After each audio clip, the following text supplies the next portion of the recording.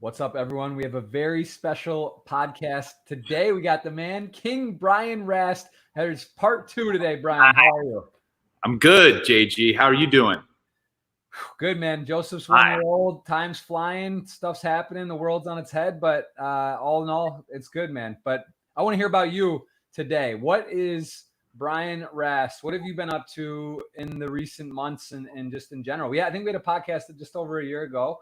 So that was cool. If anyone wants to go back and watch that, kind of get to know you, a little more about your past and everything. But today I want to talk about what are you up to present day? Yeah, I mean, that's part of the reason why I'm doing this is that, we talk here and there on WhatsApp, but you're so busy. But I figure if I just insert myself in JG's schedule, I'm like, hey, let's do a podcast. I could actually get a quality 2 hours or something with you to chat, let you know what I've been doing. I mean, I have had an interesting COVID time. I would say when it started, I treated it like, hey, like break time. And I definitely spent a lot of time watching like TV and movies and being just generally pretty unproductive. Like I watched the entire Dragon Ball series. I watched Watchmen. I watched the most recent season of Curb Your Enthusiasm. Wow. I've watched Money Heist. I watched a few movies, not a ton. I did get into a bunch of like YouTube content. There's actually surprisingly some very good, if you want to learn on YouTube. Like, for example, I watched this 1918 flu pandemic series on extra credits and then started getting into the Spanish flu. Yes, which is there's some parallels, obviously, to what's happening in the world now and what happened then. I would say the 1918 flu was more deadly than COVID. So COVID has a somewhat significantly lower death rate than the 1918 flu pandemic did. How a difference approximately, or from what so far you can tell? Yeah, I think the flu pandemic was somewhere in the like low single-digit percent. It's been a little bit, and my memory is a little hazy, so I'm going to throw some numbers out, but they could be off by a little, but they're not going to be off by huge factors. Like I think the 18 flu pandemic was something like 4% death rate in that range, whereas what we're working with now is somewhere between the 0.5% to 1% death. And then obviously, I think the 1918 flu pandemic didn't discriminate as much, whereas COVID obviously is like way higher death rate for, say, older people as compared to younger, healthier people. Right. So there's some pretty big differences, and then obviously the 1918 flu pandemic historically gets a little bit forgotten because it happens kind of like right after World War I, even though it killed more people than World War I did. But yeah, so anyway, I mean, this was like a series of 5 videos on this website. It's like they're very well done. And then I started watching, they have a bunch of other series, like they have one on World War I, they have one on the history of money, they have one on the Second Punic Wars, which is the war between Rome and Carthage. And I was watching that, I was like so fascinated. I got into other historical YouTube channels. You got rabbit hole. You got rabbit hole. I'm even reading a book by a Stanford professor, Patrick Hunt. I'm currently reading a book called Hannibal, which is about Hannibal and his whole man. He's actually one of the greatest generals to ever do it. He took an army, a Carthaginian army, marched them over the Alps and down, and was like basically in Italy, rampaging around for 10 years and just making it work. Supply chains, recruiting people, never really had a problem, even though he was in enemy territory, Roman territory for 10 years, essentially never lost a battle. Oftentimes against armies that were larger than his. I mean, the guy was a genius. It was very interesting. So I've gone down that rabbit hole. I've gone down a number of rabbit holes. That kind of war, like old, Game of Thrones-esque stuff, or just like, medieval times, like seems so crazy, right? Like no technology and shit. You're just like on the ground, just like, it just seems really fascinating. I could see how you could get lost in that. I mean, this is BC, brother. Second Punic War happened like around 240 BC. So we're not talking medieval times. We're talking from here to medieval times from a time perspective. And I'm actually getting into this because this is going to get into a lot of other stuff I'm learning about right now. But from here to medieval times, it's actually just as far, if not farther back from medieval times to what we're talking about. Because, I mean, we're talking about something that was, 2,200 years in the past. It's a long time. Wow. Very, that's pretty crazy. I want to actually, it's interesting you mentioned about the Spanish flu, because I heard actually, it might have been Eddie Ting. I saw he posted something, or someone else. You never know exactly what to believe, but I did see a fact that, like, in the Spanish flu, I think, didn't they like open up the country, or they basically like said it was done, and then people all came out and started celebrating, and then like another outbreak happened even bigger? Is that yeah, I believe there were 3 waves that the Spanish flu came in like there were 3 waves over the period of like 2 years or something. Okay. And I think the second wave was the deadliest. I think what we could see with COVID could be something pretty similar, that there'll be a couple waves of it. Oh, I feel like almost for sure there's going to be a second wave, because obviously some of the numbers have leveled off and stopped exponentially growing. But then again, the whole world is kind of in quarantine right now. Right. And I think as people come out of quarantine, more people could get sick. That is what you want to make of it. I mean, I'm not a health expert, and every time somebody who's not a health expert gives their opinion, everybody has got a lot to say, flame one way or another. I mean, my attitude is there's not going to be a cure for this or a vaccine probably for at least another year or 2 from today, in terms of, actually getting one and having the production necessary to have like enough people get it. Right. So I think if you're young and healthy, like, my general attitude, despite what I post, and oftentimes people think I'm some kind of raging liberal, I'm actually somewhat libertarian, really. And like, my sort of attitude with this is, I don't think it's deadly enough that the world should shut down. I think the death rate's way too low. And I think at some point it's kind of like people should be allowed to go back to what they're doing, and you're on your own to figure it out. And maybe the government helps out, gives assistance to people who are actually need to quarantine themselves because they're old, or they have diabetes, or they're, have heart problems or lung problems. So they're in the high risk group. So they should self-quarantine, and maybe the government, helps out with continued assistance to them. It's a complex deal, right? There's definitely very polarizing. You can either say it's like the scariest shit ever and stay inside, lock your door, hide your wife, hide your kids, or you say everyone's going to get it, the herd mentality, and like, it's okay, I'm young and healthy and I'm not that worried about it. But I don't know. There's a lot of different information out there. It's very, obviously it's not great to get it. You want to try to do no. I mean, I don't think you want to get it, and you definitely want to try not to. And even if you came out and went to work, you'd still want to practice some good, like, social distancing, maybe wear a mask, gloves, whatever. I'm not saying it's just like, oh, do whatever and go kiss people on the street. It's not a big deal. But, the flip side is there's a huge economic cost to keeping everyone at home. Right. I mean, our government just fucking threw $2 trillion leveraged out of midair, is throwing it at everyone. And if we just keep doing this, it's like, I mean, society still has to go on. So at some point you ask yourself, like, is the cost worth it? And it's hard to do this kind of like judgment, because you're basically putting a cost on like more people dying and getting sick than they would otherwise. But it's like, throughout the history of humanity, people have died and gotten sick. And at some point you have to decide, like, should life go on as it is or not? And so it's like, my opinion is my opinion. Yeah. Other people can have different opinions. Like you said, it's very polarizing. So, Yes. And also, I do think, though, as negative it may be, or as so many people are dying, it's scary. The world's like, it's confused is a good way to probably put it.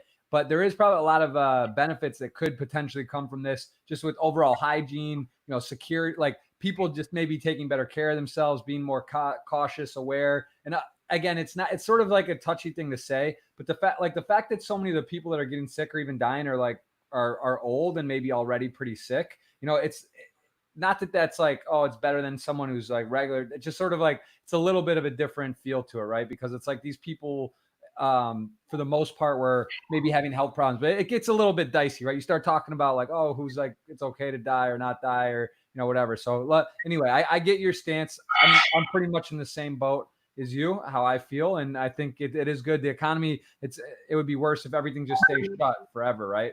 Like if the economy just if things just stay turned off, it messes up the flow of the world. Like I just think, I'm not saying it was wrong to do what we did, right. For it to take a pause, but the point of the pause should be to figure out how to get things going. Right. And at some point it's like, I think that people should be responsible for their own decisions, and you can make your own decision about how much you want to quarantine or not, and how important that is to you. And it shouldn't be a mandated thing from the government that everyone has to do it. Because another example is, what if you got it?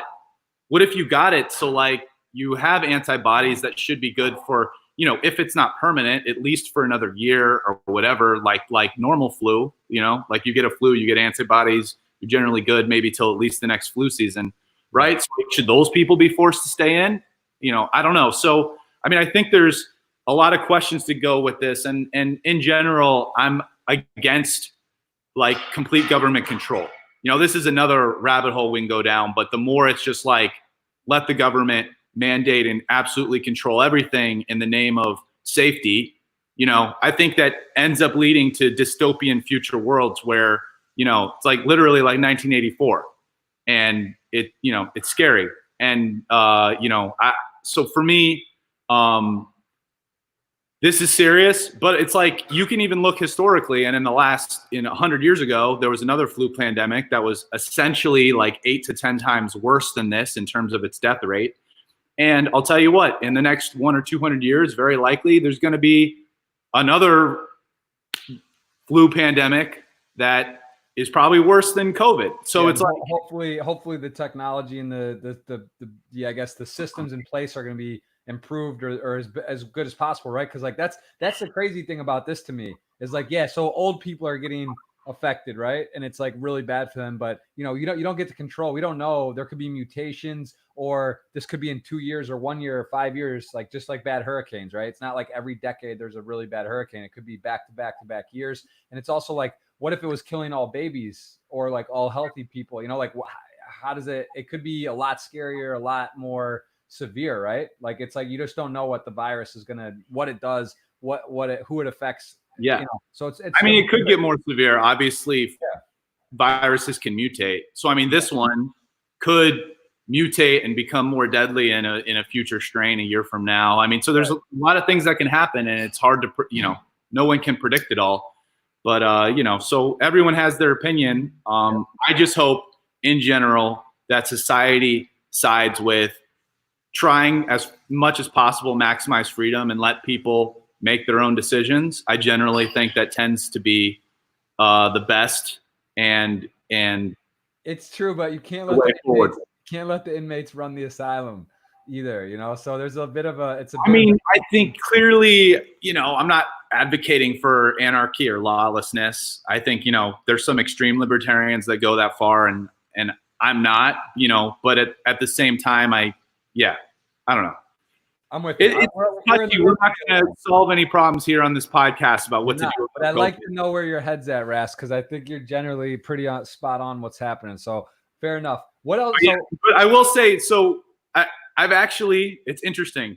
So you touched on what this is doing. I actually think one of the positives about what this is doing is it gave people a time to reflect a little bit more about their lives. So even though I'm kind of a person who recently has been stayed at home a lot more, still the fact that I know I'm forced to stay home gave me an opportunity. At first I was using it just as an escapist vacation, but I started to work out more. I've been sleeping better. I've had actually now 2 months of the most consistent exercise and good sleep that I've had in fucking forever, man. I'm impressed about the adjustment on the time of the podcast. It's not. You like that? A little early. Up at 7:50 a.m. today. Because you're a guy that can be up based on the poker schedule and whatnot. You can be up 5, 6, 7 a.m. or whatever. So you're not an 8 a.m. guy usually. No, you're my friend. You know that. Normally me getting up before noon is 50-50. So no, I've been totally readjusting the circadian rhythm. I feel great. I've been starting a month ago. at least maybe about a month ago, I even also decided like, hey, I'm not just gonna. I was getting tired of like wasting my time, so I decided to start learning things, and it snowballed, man. So whatever, 4 weeks ago maybe, I got a controller. So I'm gonna go over here. So I got my setup now. We gotta hit on the DJ classes. Look, I got a controller. It's not an actual CDJ, but it's a 2-channel. It's pretty good. It's a Pioneer. You could throw a house party, is what you're saying.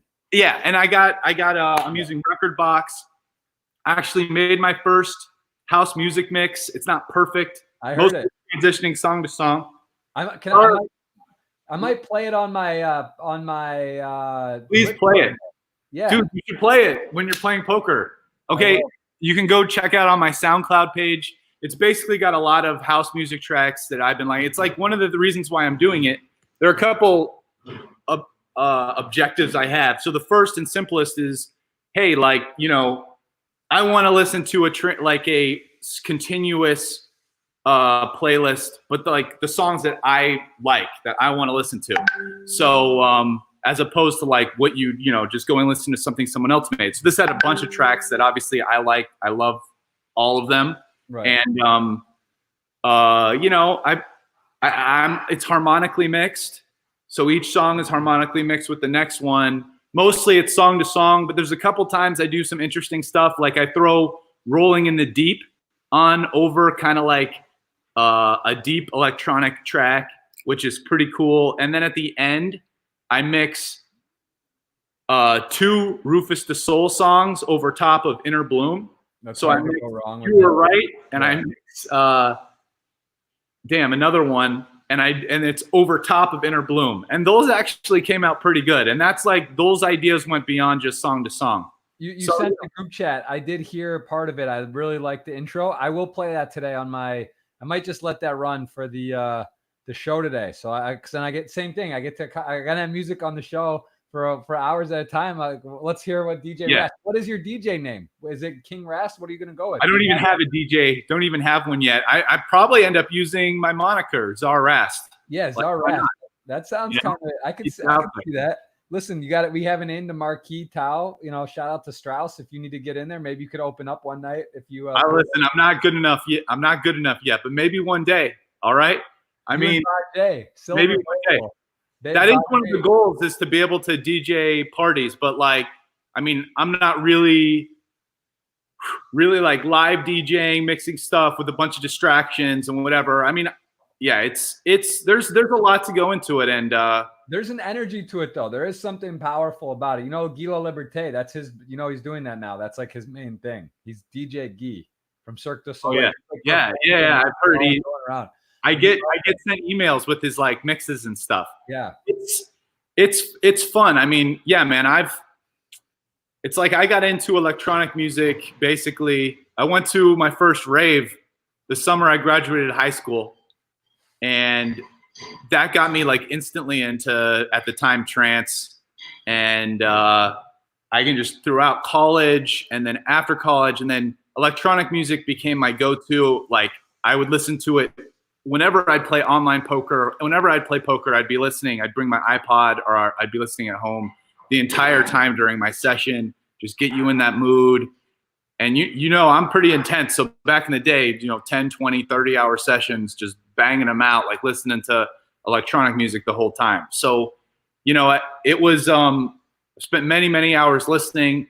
I had like 3 or 4 years in a row, I went to Burning Man. So, despite, it's one of the times where I feel, I don't know, there's something about electronic music for me is when I can really, there's a way you can feel the beat, and it's like a really good song. You can just, what's coming, the way they're layering it in, when they're about to drop and all that stuff. And even dancing, like you've been with me at Burning Man. I really go for it when it comes to dancing. Everything. You do go for it. Actually, Burning Man that year, that was 2014. You taught me my first Portuguese word. You're Juliana, your wife's Brazilian. My now wife is Brazilian. I remember when I told you, I said I was going to marry Amelia, and then I asked you, like, and I put her there.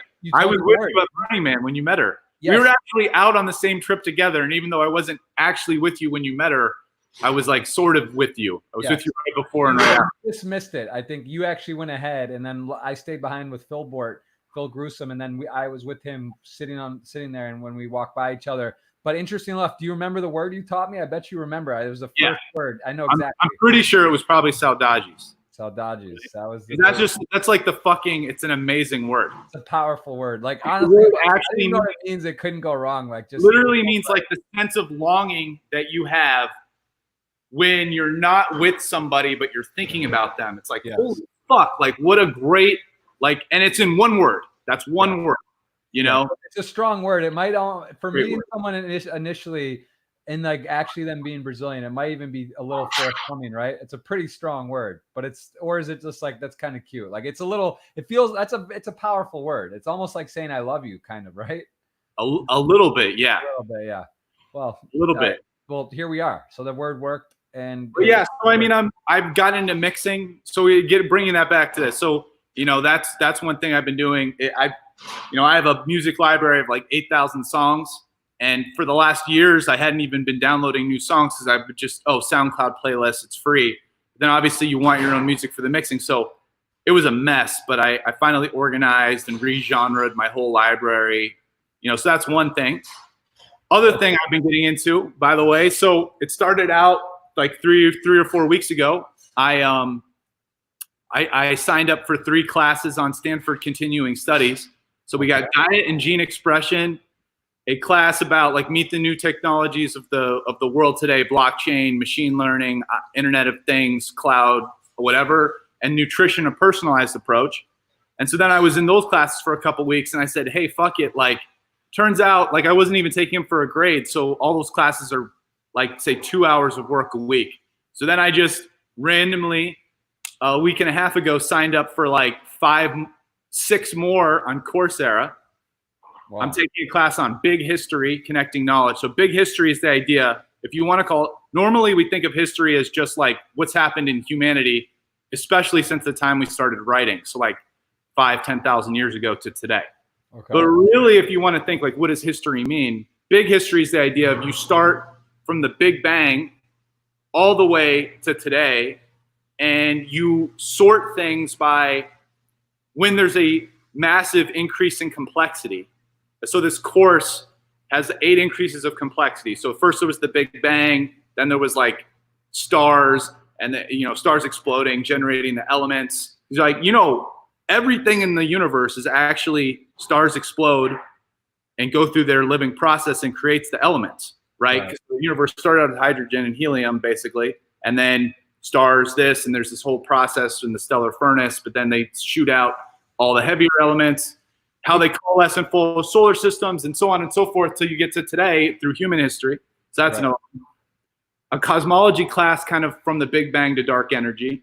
What? So just to be clear on these, on these classes and whatnot, like the Big Bang theory versus Adam and Eve or God, like, it's like Democrat Republican, right? It's like you're just one or the other. No, let me put it this way.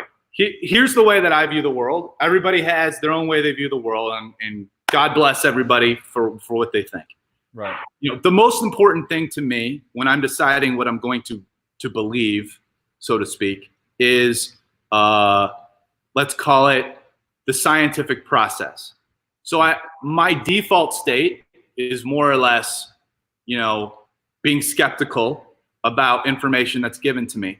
Now, the scientific process has allowed human beings to now, I'm not saying like science is my God. That's not what I mean. But what I mean is the scientific process is that you have theories like Adam and Eve or evolution. And now you look at evidence and you see what evidence supports these various theories, especially you come out with ways to test the theories based on the evidence, and then you decide what is more likely, right? So science is simply a process of evaluating theories based on the information at hand. So my way of viewing the world is very much related to that. Now, I'm not saying that I don't allow for, science doesn't answer all questions. And in fact, many of the most important questions about like why, science doesn't really give you whys. It just gives you how come things happen. And, you can fill in what you want for your whys. But, when I decide what I'm going to believe, it's mostly, how. And I do have room for a few whys. And actually, even recently, I even wrote a blog article about this. I've had a sort of technical change of how I feel about things from being an agnostic, which is different than atheist, but an agnostic to, Explain the difference, just to clarify. Atheists, there's some dispute about this, but the way I view it is an atheist believes that there is not a God. Okay. Whereas an agnostic believes that they don't know. Or there's like a higher power, but not necessarily a God or something. No, an agnostic would say, I don't know.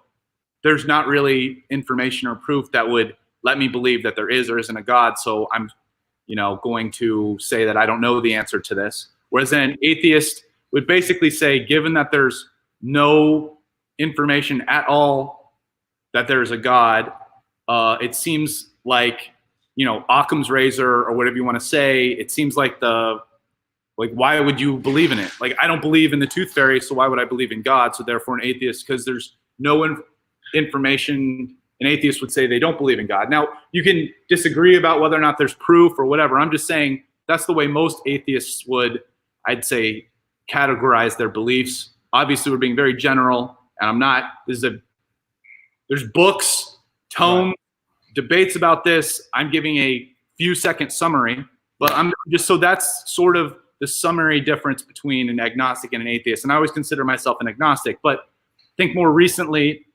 I've sort of allowed, and it's a bit definitional, but I've sort of allowed the idea that I think I'm very open to some sort of spirituality of some kind. I almost for sure don't have religious beliefs or believe in religion. I almost think that's kind of like what man ends up saying about it, and what the hell do people, especially 2,000 years ago, know about the nature of the universe? Like, all religions, for example, have stories about,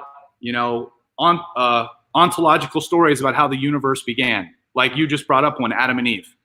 Okay, I mean, personally, I think it's ridiculous. Now, obviously, you could say it's an allegorical story that has other meanings of like morality and things to say. Okay, fine. But as an actual story about like where we came from, I think it's silly. I mean, the truth is that science has given a lot of answers about, like, say, how old things are. Like, we can know with pretty reasonable certainty based on a number of a wealth of information over geology and all kinds of other things about, like, say, the age of the Earth and the age of the universe. And there's a bunch of ways that we know, like the universe is approximately 13.8 billion years old. Earth is, about 4.5 billion years old, which is about how old the solar system is. Life on Earth is some in the 3 to 4 billion year range. And there's a lot of like fossil evidence and other geological evidence to start supporting a bunch of these various things. And honestly, when I start thinking about this stuff, just like, it is so crazy. Like, to think that we're in the year 2000, right? And you're talking about 13 billion years and shit. Like, it's crazy. It really is wild. Like, you start thinking about the universe, other planets. Is there human life, or is there life forms on other planets or galaxies? Which you would imagine, yeah, right? If the universe is so vast, right? These type of things. It's kind of nutty. I mean, there's a lot of like discussion around that idea. The actual sort of name to think about that in some ways it's the Fermi paradox, which is like, if, like you said, there's, you want to frame it, there's, billions of planets. There's like many planets around billions and billions of stars just in the Milky Way galaxy. And there's billions of galaxies in the universe. Like, there must be life, essentially, from it's so probabilistic standpoint. I just like blacked out because like, and there's some things like, are there filters? Are there areas in which it's very hard for it to get somewhere, like the formation of life, going from a single cell to a multi-cell, getting to intelligent life? Is there a filter after where we are? Like, somehow when life becomes intelligent, does it snuff itself out due to decisions it makes? Or, there's a whole bunch of discussion about this. The truth is, it's all speculation. There's not really a way to know the answer to this. We're a little bit too young and we don't have the tools yet to maybe see enough. It's even possible that there is life out there and we just can't see it yet for whatever reason. We're not looking in the right way. Yeah, or we're in the Matrix, which, you know, I think we talked about this before. Elon Musk says we're in a simulation. Yeah, simulation, or we're the Truman Show. Yeah. You know, and that, I think that's an interesting theory, to think like like my life, for example, is like, it's like everyone's not real. You know what I'm saying? Like, it's basically, your life is like your version, right? So it's like you live your own life and everyone's just like a plant in it, and you're just like living this like game, stuff like that. I don't know, man. It's trippy. But Rast, I don't want to go do it. I could talk about this stuff forever with you because it's very interesting. I'm actually, I could literally talk about this for 10 hours, and I'm curious. So I mean, that's the stuff I begin to. Like I said, I'm currently taking 8 classes that they're all about 2 hours a week. So I mean, we're talking about like a part-time job's worth of learning that I'm taking. I want to ask you about that. What that is? You went to Stanford. We covered this on the first podcast. You were there. You dropped out, I believe, at the first semester or first year. You have a Stanford. You got into Stanford. No, first year, nothing. I was there for 4 years. It was, and I didn't get a degrry. Okay, but you were there. You didn't finish, but you were there for 4 years. You got the college experience. You were at Stanford. I got the college experience. Yeah, I almost went there for soccer. I went to their soccer camp. Brett Simon, I believe, was the coach there, and it was the nicest campus in the world. I mean, it's disgusting. Stanford is it's awesome. A different level. It's their own. They have they're technically their own city, and even though in California there's no open container, on Stanford campus you're legally allowed to. So basically, like it's because they don't want the young adults to leave campus and go elsewhere. So basically, they let, if you're 21, although obviously many people are walking around when they are under 21, you know, 18, 19, 20. It's a great environment. Now, you know, Stanford has a lot of hardworking people. So like one of the things I found during my time there is Stanford was actually one of the moments in my life when I was the most like kind of fuck it, like I'm going to do what I want. So obviously to get into Stanford, I was kind of a beast in high school. I mean, I was valedictorian in my class of like 800 kids. I got like a 1550 on the SAT. I got all 5s on like 10, whatever, AP, 1 to 5 class tests. Like, I got like 2 800s and a 780 on the SAT 2s. I was in a bunch of extracurriculars. Like I smoked high school. Skating by is what you're saying. No, and I didn't even study as hard as some of the other people in my classes. Although, I mean, I did my work. You know, it's not like I goofed off. But that said, it was like a fun process. Like my friends were in my classes. I lived by the school. People would come by after. We'd do some work, shoot some hoops, play some video games. You know, it was like a whole good thing. Then I went to college, and all of a sudden it was like, I have no idea what I want to do. Oh, hey, I guess I'll spend most of my first year playing Counter-Strike. And I actually got like ridiculously good at Counter-Strike. Counter-Strike was the thing then? I thought that's like a new hot game. That's been around for 25 years. No, man. In fact, my freshman year was when they kind of was like the betas, and then I went to version 1.0, and I was like ridiculously good at it. I actually ran a clan, and we were like 44-2 in match in like various leagues during the 6 months that I was. Clan. Let's clarify. What is a clan is for Counter-Strike? Yeah, you got like your tag and this, and we had our own MIRC channel. It was like super nerd. And so, but funny, this is what I'm saying though. It's like I had friends who went to, let's say, less difficult colleges, and they're like, "Oh yeah, dude, we LAN party all weekend." No one was playing Counter-Strike as serious as me in my freshman dorm. I was by far like the only one fucking off at the level that I was like fucking off. So. That's crazy. Yeah. And so tell us a little bit, how did I want to ask you about the courses online, because that was my point, that you went to Stanford, you're taking these courses on Stanford. Could I go to Stanford's website and sign up and be in the same course as you, or is it maybe a different price? Or I think you can. In fact, I think for most, I think a lot of colleges have these like continuing studies type of thing. And, you know, as I think have a discount, but I think anyone can take them. And in fact, one of the things in Coursera, which is where I signed up for these new courses, is Coursera actually has a bunch of courses that were I don't know if currently, but like recently, at least recently available in a number of institutions.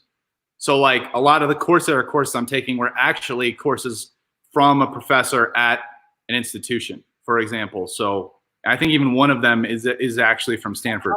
How much do one of these courses, what's the range in these courses? Coursera, you can take them for free. It's pretty fucking awesome. And a lot of these courses, I'm pretty impressed with the quality of it. The Stanford courses were like a couple $100 each.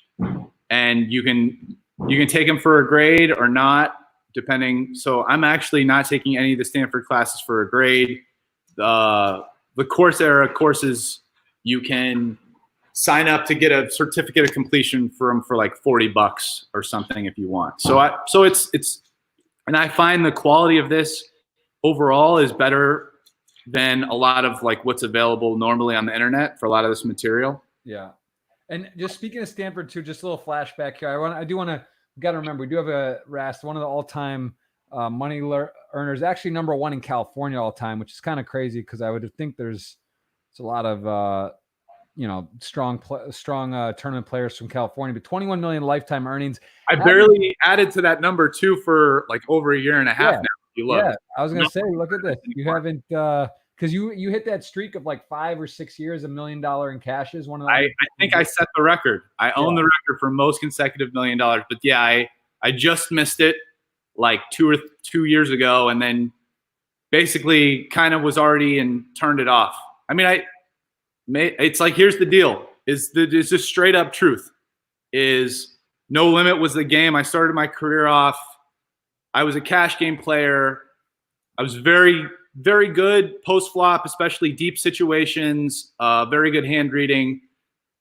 I learned a few things about ICM, whatever. Hopped in. Honestly, 10 years ago, tournament players were very weak compared to the top cash game players. If you learned a little bit about short stacking and ICM, which I think is way simpler than other aspects of it, I started smashing tournaments and thought I was plus EV in a lot of spots. Looking back, I think I was in a good spot a lot of times, but really I think the biggest thing is the advent of solvers it gave everyone an opportunity to study and get good actionable answers. And starting 5 or 6 years ago, as solvers came out and people were using them, I think you see the level of play in No Limit Hold'em tournaments really start to like accelerate. And the truth is that in the last 5 or 6 years, I haven't worked nearly as hard, like not even in the same league as a lot of the guys who were dedicating themselves. Because, I was playing No Limit Hold'em tournaments, but I was also playing all kinds of different cash games, mostly mix.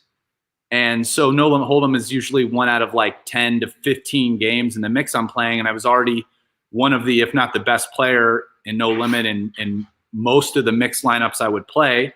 And so it was like, and I was doing well in tournaments, but then I didn't keep up my studying with the No Limit, and a lot of guys worked really hard, and eventually got to a point where I had to take an honest look at it and go, well, my spot's not nearly as good in most of these No Limit Hold'em tournaments, and I'm going to take a little bit of a back seat in these high rollers unless I start working on my game.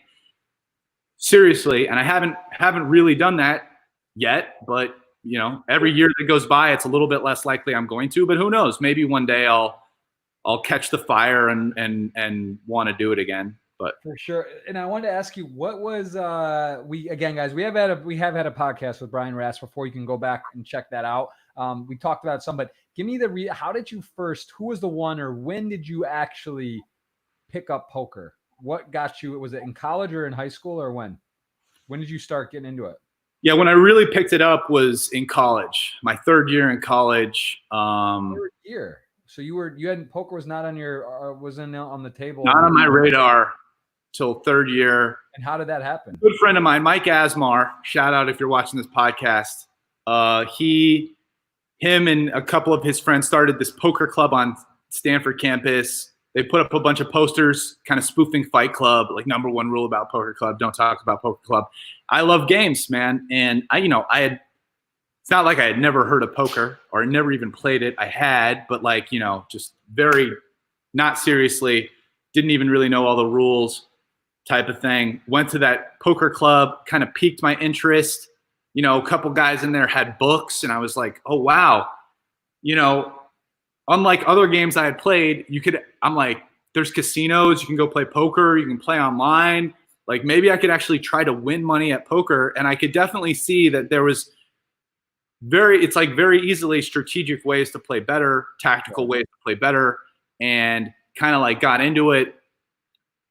Basically by that first summer between my junior and senior year, read a bunch of books, parlayed a temp job that I had for the month or two in the beginning of summer, which I quit. I took that money, won $20K playing poker, kind of kept playing through my senior year, which became a disaster because of how, you know, now it's just like Counter-Strike, it was like poker, but even more because it was like almost like, oh, poker's going to become my job. Like, there's not room for school. If you're playing a video game like that, you're leading the charge there, plus poker, it's like, you know. Oh, no. Counter-Strike was gone by that point. I'm just saying that it's like Counter-Strike, I was able to turn off because essentially coming back to school my sophomore year, it was like, okay, you know, Counter-Strike doesn't really have a future. So at some point it was fun to become one of the world's best at this video game. But like, I guess actually now there is a future in that, but like 20 years ago, there wasn't. Yeah. So I was like, I guess I got to go back and focus on school. But poker, it was like, oh, hey, there might actually be a future in this. So maybe I don't need this degree. Like, who cares? Like, I can make, you know, at the time, my ideas with poker were way less ambitious than they ended up becoming.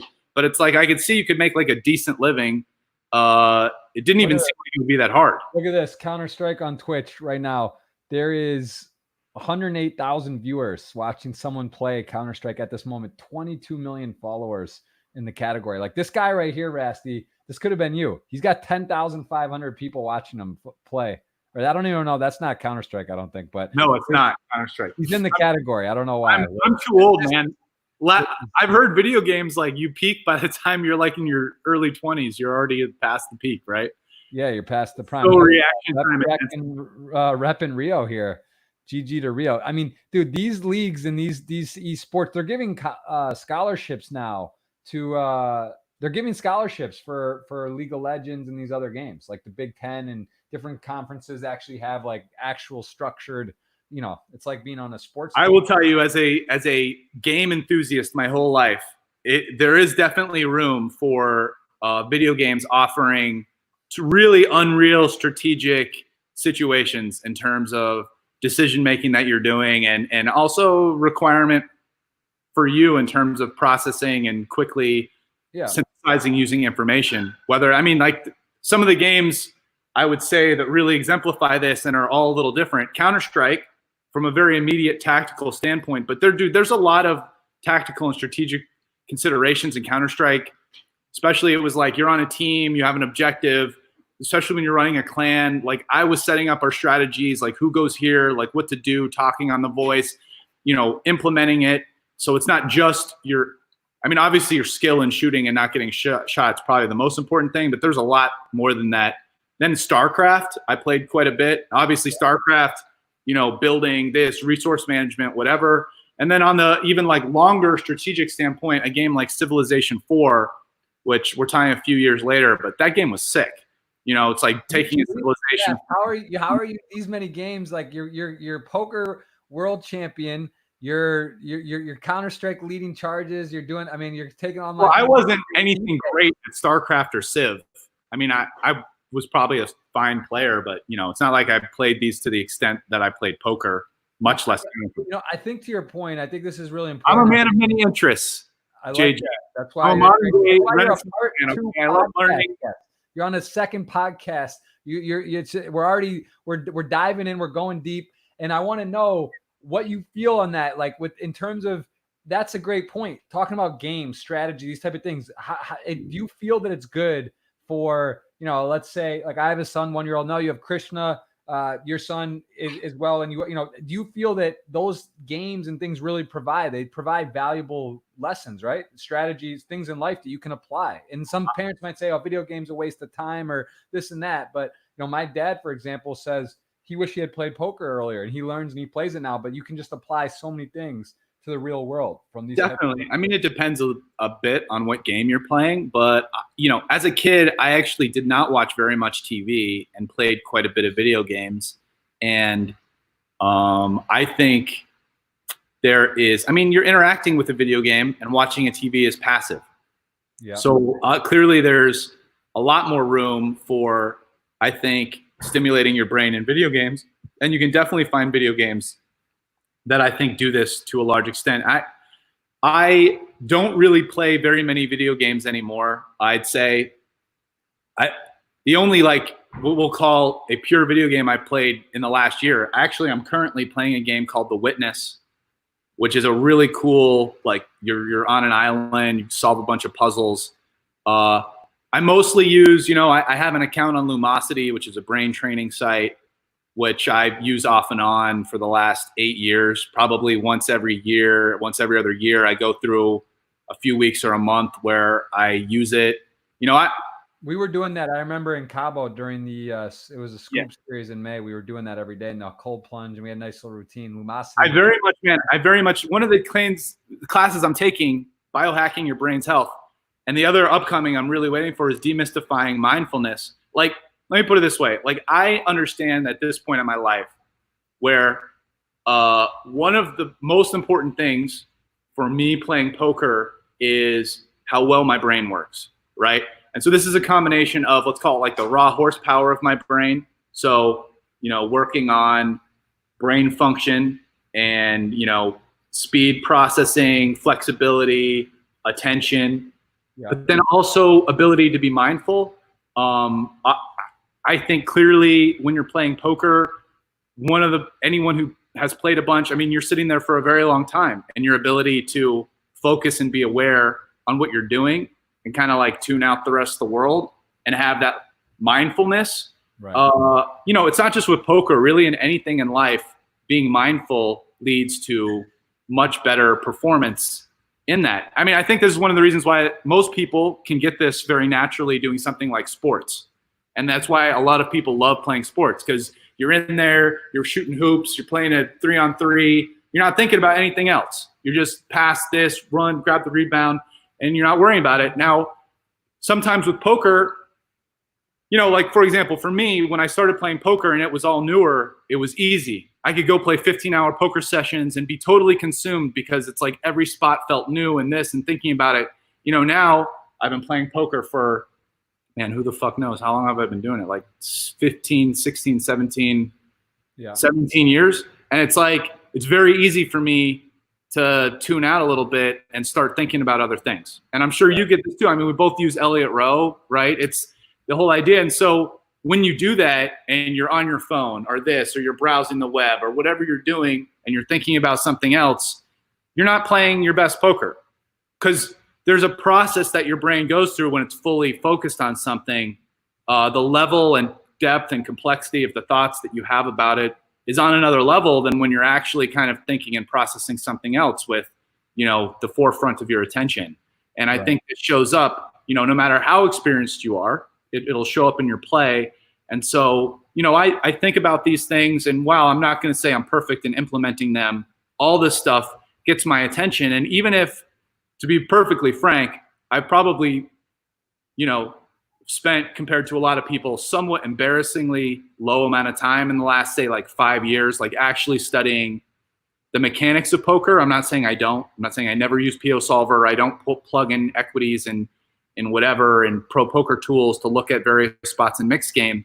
But really, a lot of my preparation now is toward, let's call it brain training and awareness training and mindfulness and whatever, so that I am trying to perform my best when I sit down at the poker table. How important do you believe it is when you, let's just say, are going to play, it's been a long time, but you used to play online back in the day, or let's say you're going to play when you were playing tournaments. How important is it to wake up, get a good routine versus wake up, roll out and just roll into the tournament, just literally out of bed, drive over and play, versus wake up, work out, do some brain training stuff? How big of a difference do you think it makes?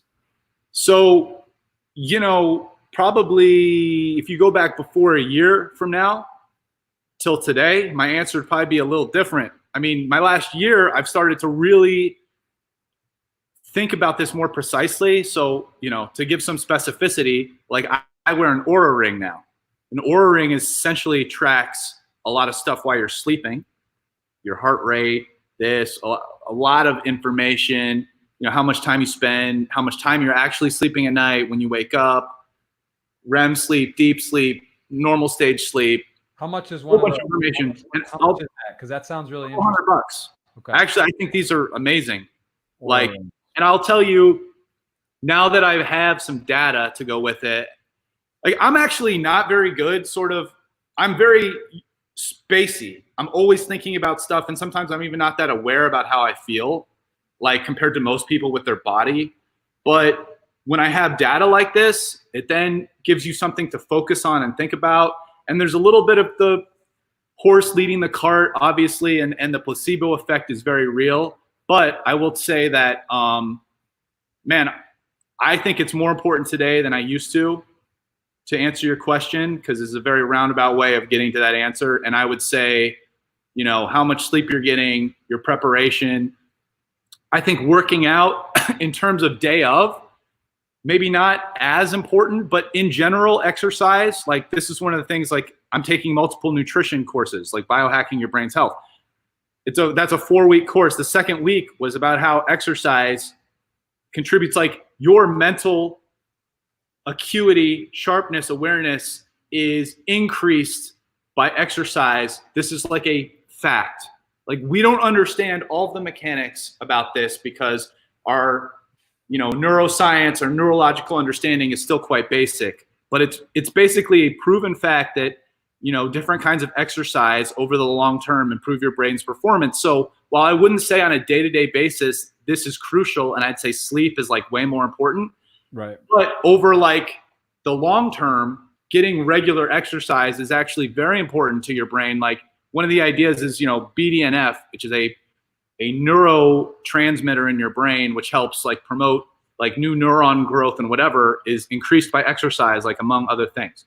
Like when we look at kids, like they're constantly forming new neural pathways, and it's called I'm gonna forget the name of this term, but it's plasticity, neuroplasticity. Like their brains are growing, and this idea that like when you get older this stops is just not true.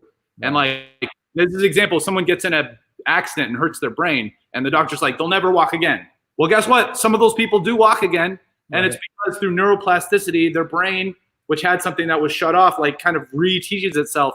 And this is like, so your brain can continue growing, but and exercise is a very important factor in increasing your neuroplasticity, right? So like, you know, moving around, getting exercise, you know, trying to learn like what types of exercise are better for it. But that's just one thing, you know, your diet, nutrition, exercise, like a lot of this stuff kind of matters for that and your brain's function.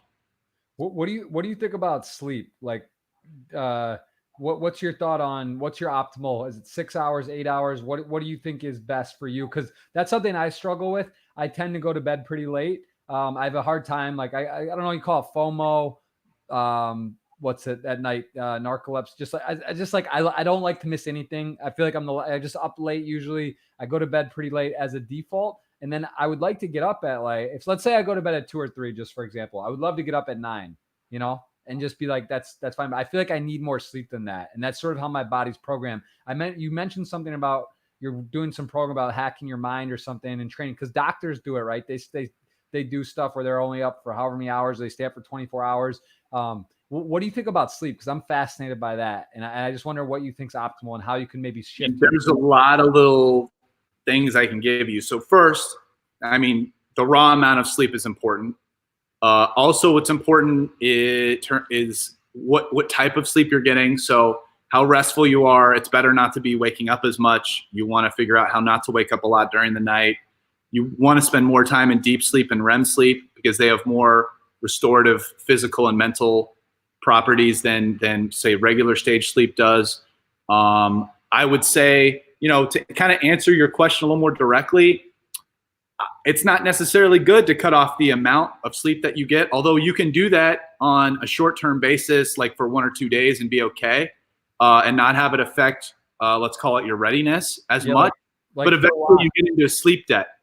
Phil Locke did that thing, which is crazy, right? That, and I don't know if he's still. I mean, there's got to be some long-term effects of that. Like he was up for 5-6 days almost, or whatever. Yeah, I don't know. I mean, I've had multiple 40, 50-hour poker sessions over my career. So I'd say, man, here's the thing: is like for my whole life, I've been a night person, and I mean, we joked about this earlier. It's been very hard for me to do something like what I've been doing for the last couple of weeks, and you definitely have a circadian rhythm. Your body releases hormones and you can get used to it. So, you want to try to train yourself about like when to go to bed and when you're waking up, because your body will release hormones like testosterone this and then melatonin at night. So it can encourage it.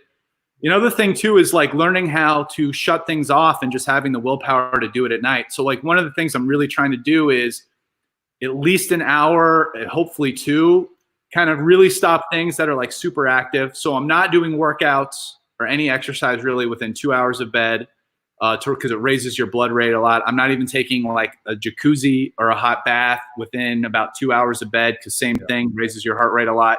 Although it can be really good to do an hour and a half to 2 hours or more before, because your heart rate will go up, then it'll go even lower.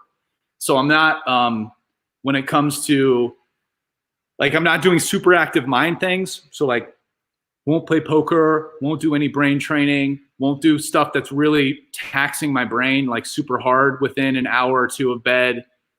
Try to shut off. If I'm watching a screen with blue light, put on yellow glasses. Even like, especially like an hour before bed or something, start to go more passive, like reading, perfect, like right before bed. And just even doing that has really helped me kind of get ready for bed and go to bed. I think one of the biggest things that keeps me up is I can just mentally stay doing something for hours and hours. So if I'm playing a game, playing poker, whatever, I can go all night, but making myself turn that off and doing things that are a little bit less mentally intensive, I find I start to get naturally tired, and that's helped me out a lot. And, I'm not saying like, oh, I've been doing this for a year. I mean, I woke up at 7:50 a.m. today. For me, that's a quasi miracle. And I went to bed at 11:30 p.m., midnight last night. Being on a schedule like that is beautiful, and I'd like to keep continuing it. But, we'll see what happens.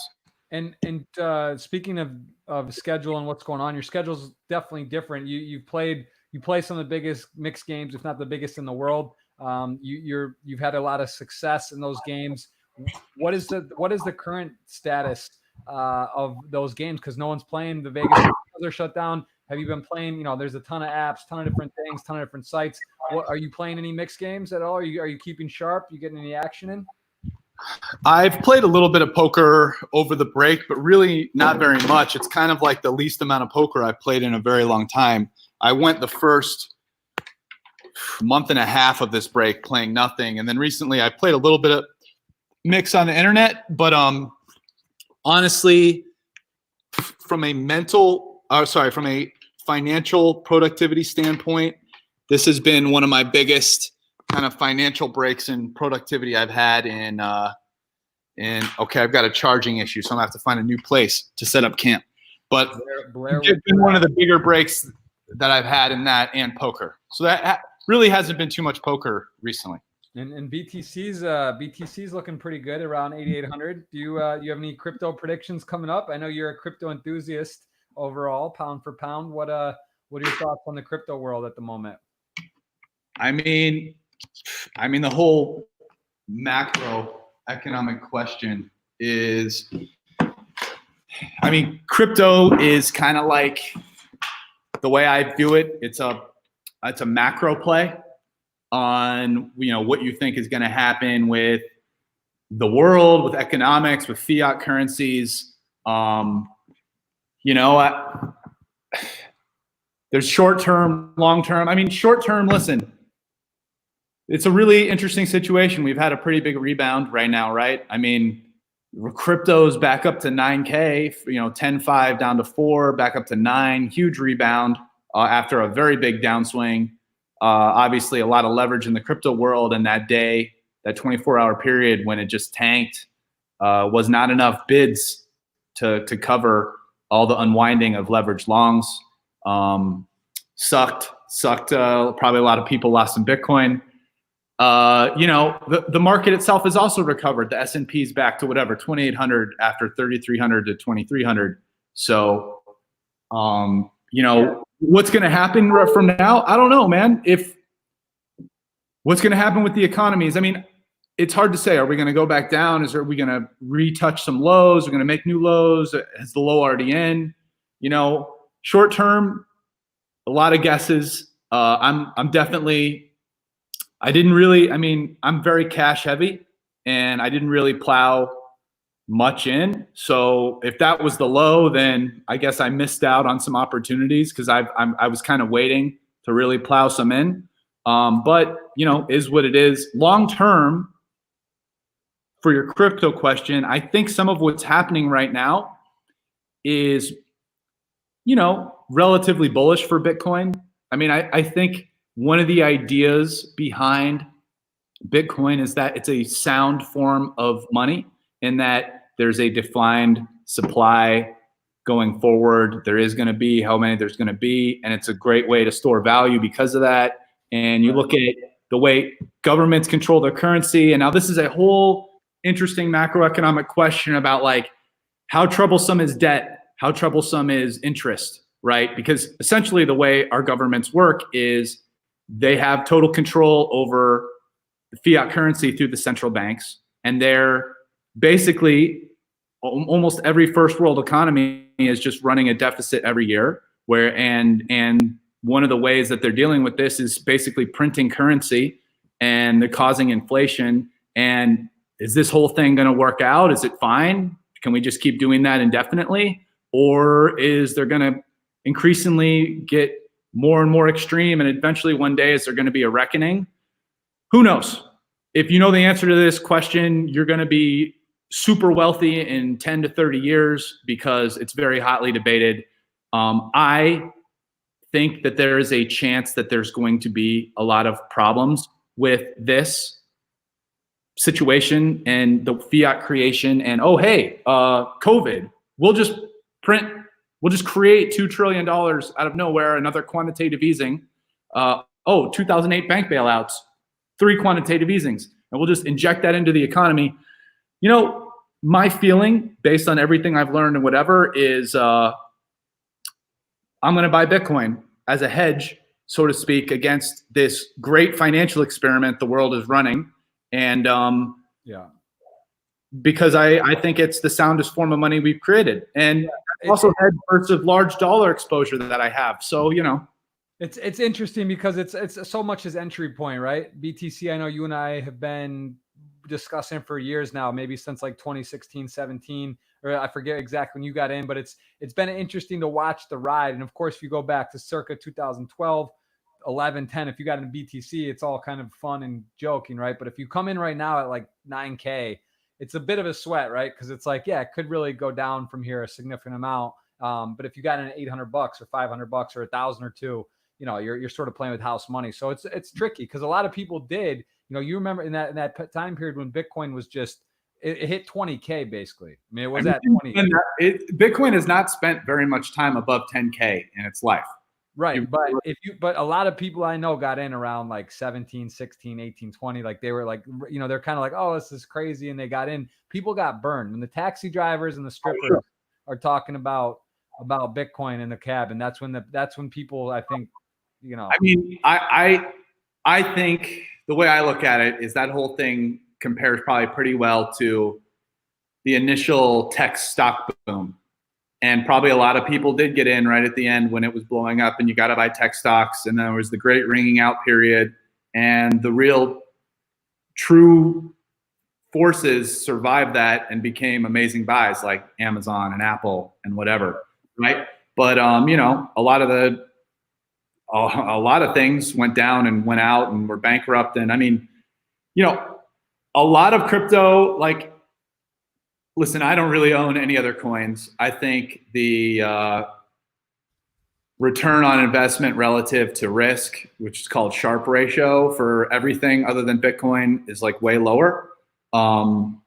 So I basically only own Bitcoin. Maybe if you are a super expert and you spend your life researching everything, just like with some other, you could come out with some other good buys that maybe overall you'll do better than Bitcoin, but that's very complicated. It probably takes full-time job worth of work. It's easier just to buy and hold Bitcoin, because essentially the play on Bitcoin is the play on, what's going to be the store of value, the digital store of value that kind of backs up everything. And then I feel like the other crypto plays are going to end up being more specific plays in specific areas of crypto, of which, one of the things about crypto is it's all decentralized white paper.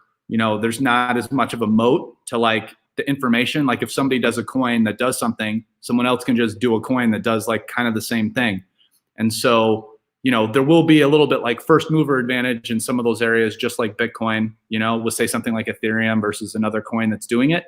Right. But, I think, really the biggest value proposition to me of all of crypto is kind of what Bitcoin is going for.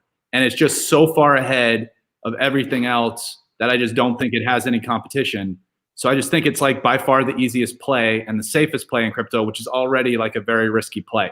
Right. We talked about crypto a bunch last time, and yeah, I don't know what's going to happen. I mean, a lot of ducks are lined up right now for the next little bit. The halving is literally happening this month in May.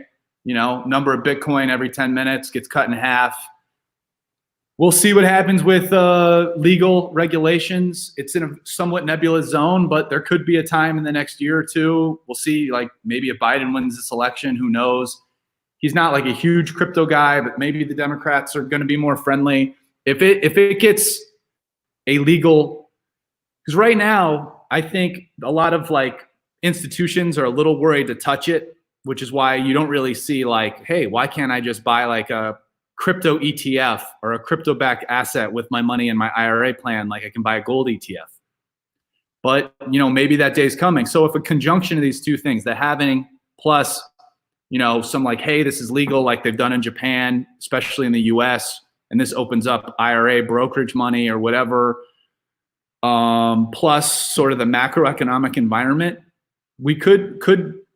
things could be good here in the next couple of years, JG. I don't know, but we'll see. Who knows? Okay. Well, I know you've put your time in for sure, and you understand crypto very well. It's definitely an interesting situation. I want to talk a little poker before we do take rest. We have roughly 100 questions, man. So we gotta we're gonna have to dive in here. And I love that people were that interested. So I agree. Yes, we're gonna have to do some of that. I see here. Look at it, and tell us what's going on with this picture. This was your picture of choice, and I like it. Is this a monkey? Is this New Year's? A couple years ago, I think you had a party. Is this at your house, or what's going on here? No, it wasn't at my house. It was a Halloween party. Halloween, that's right. From maybe 2 years ago. Last year, 2, whatever. And wasn't last year's Halloween, though. And I thought it was you asked me for a picture, and I was like, man, do I want to give them another, me at a poker table picture? Since this conversation I knew wasn't even going to be largely about poker. So I said, no, I'm just going to do a fun picture.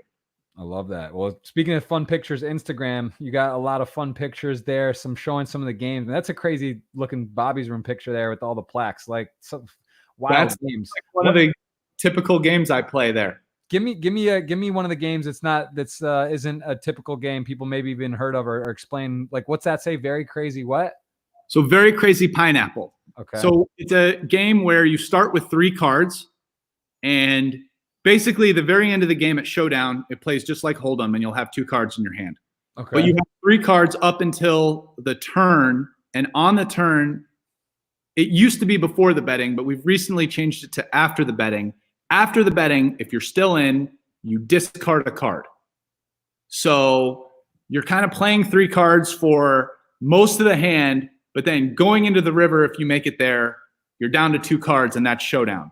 So it's like Hold'em, but supercharged Hold'em, because obviously you can have slightly stronger draws on the flop and stuff, and have a little more chances to make a straight, whatever. More likely you're suited. It's safe to say that's not solved. Crazy Pineapple game. There's no solvers on that. No solvers. Yeah. So that's pot cool. limit double draw high. So 5 card draw high, but normally that game's played single draw. this is double draw. And unlike online, where normally I think it's in a few tournaments and scoop or whatever, it's no limit. This is pot limit. Super stud 8. So stud 8 or better, pot limit, but super. So you start with 4 cards and you discard 2 or whatever to play hand. Which of these games is which of these fun games is your favorite out of these like kind of these different variations of like, I've never heard of 1 or 2 of these. Out of those 3 games, probably Very Crazy Pineapple. Another game that's not played as often, but I love PLO 8 a lot. I'm a big fan of that game.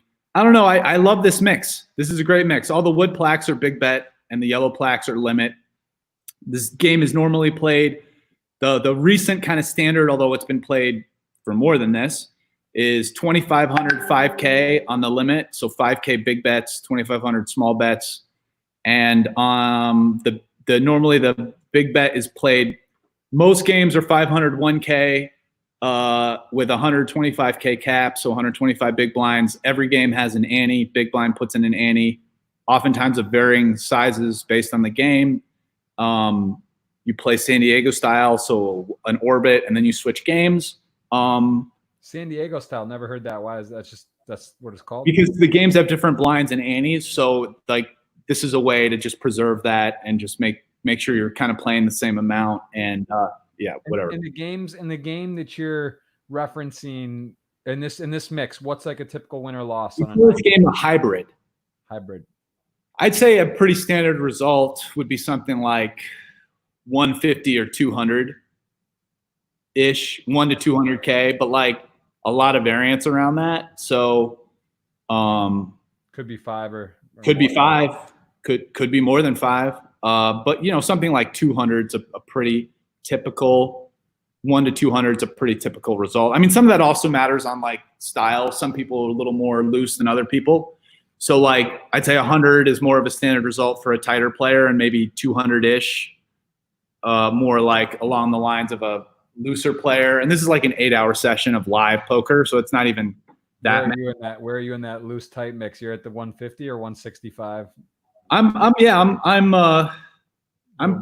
probably around the middle. Depends a bit on which game too. I'd say earlier in my career I was like way more towards the looser side, and now I'm a little more balanced. I've tightened up a little bit as I've gotten older. But I try to keep it pretty fluid, and I'd say one of the things that one of my strengths is kind of like getting a feel for the game situation and adapting my play. So like just whether the game's been going on for a long time, guys are tired, they're on autopilot, ramp it up, start playing a bunch more hands. In fact, this used to be one of the reasons I loved playing like the marathon, like Macau, because I used to go to Macau like so often, be like 15 to 40-hour sessions, and somewhere around hour like 8 to 12, people just get tired and their toughness goes down a lot, and then I just turn on the animal. You've been waiting for this like you got an alarm on your phone for 8 hours. You're ready to take it upstairs. That's when I'd start opening, 3-betting, like just going at it, man. Yeah. Beautiful. Yeah. And so some of it's just, but not that I would always play that way, you know? So it's some of it's just getting a feel. Also, like, who's at the table? Is it tighter people? Is it looser people? More aggressive people, right? I mean, so I try not to have like I'm just definitely going to play exactly this way type of thing. I try to kind of keep it fluid, but you know.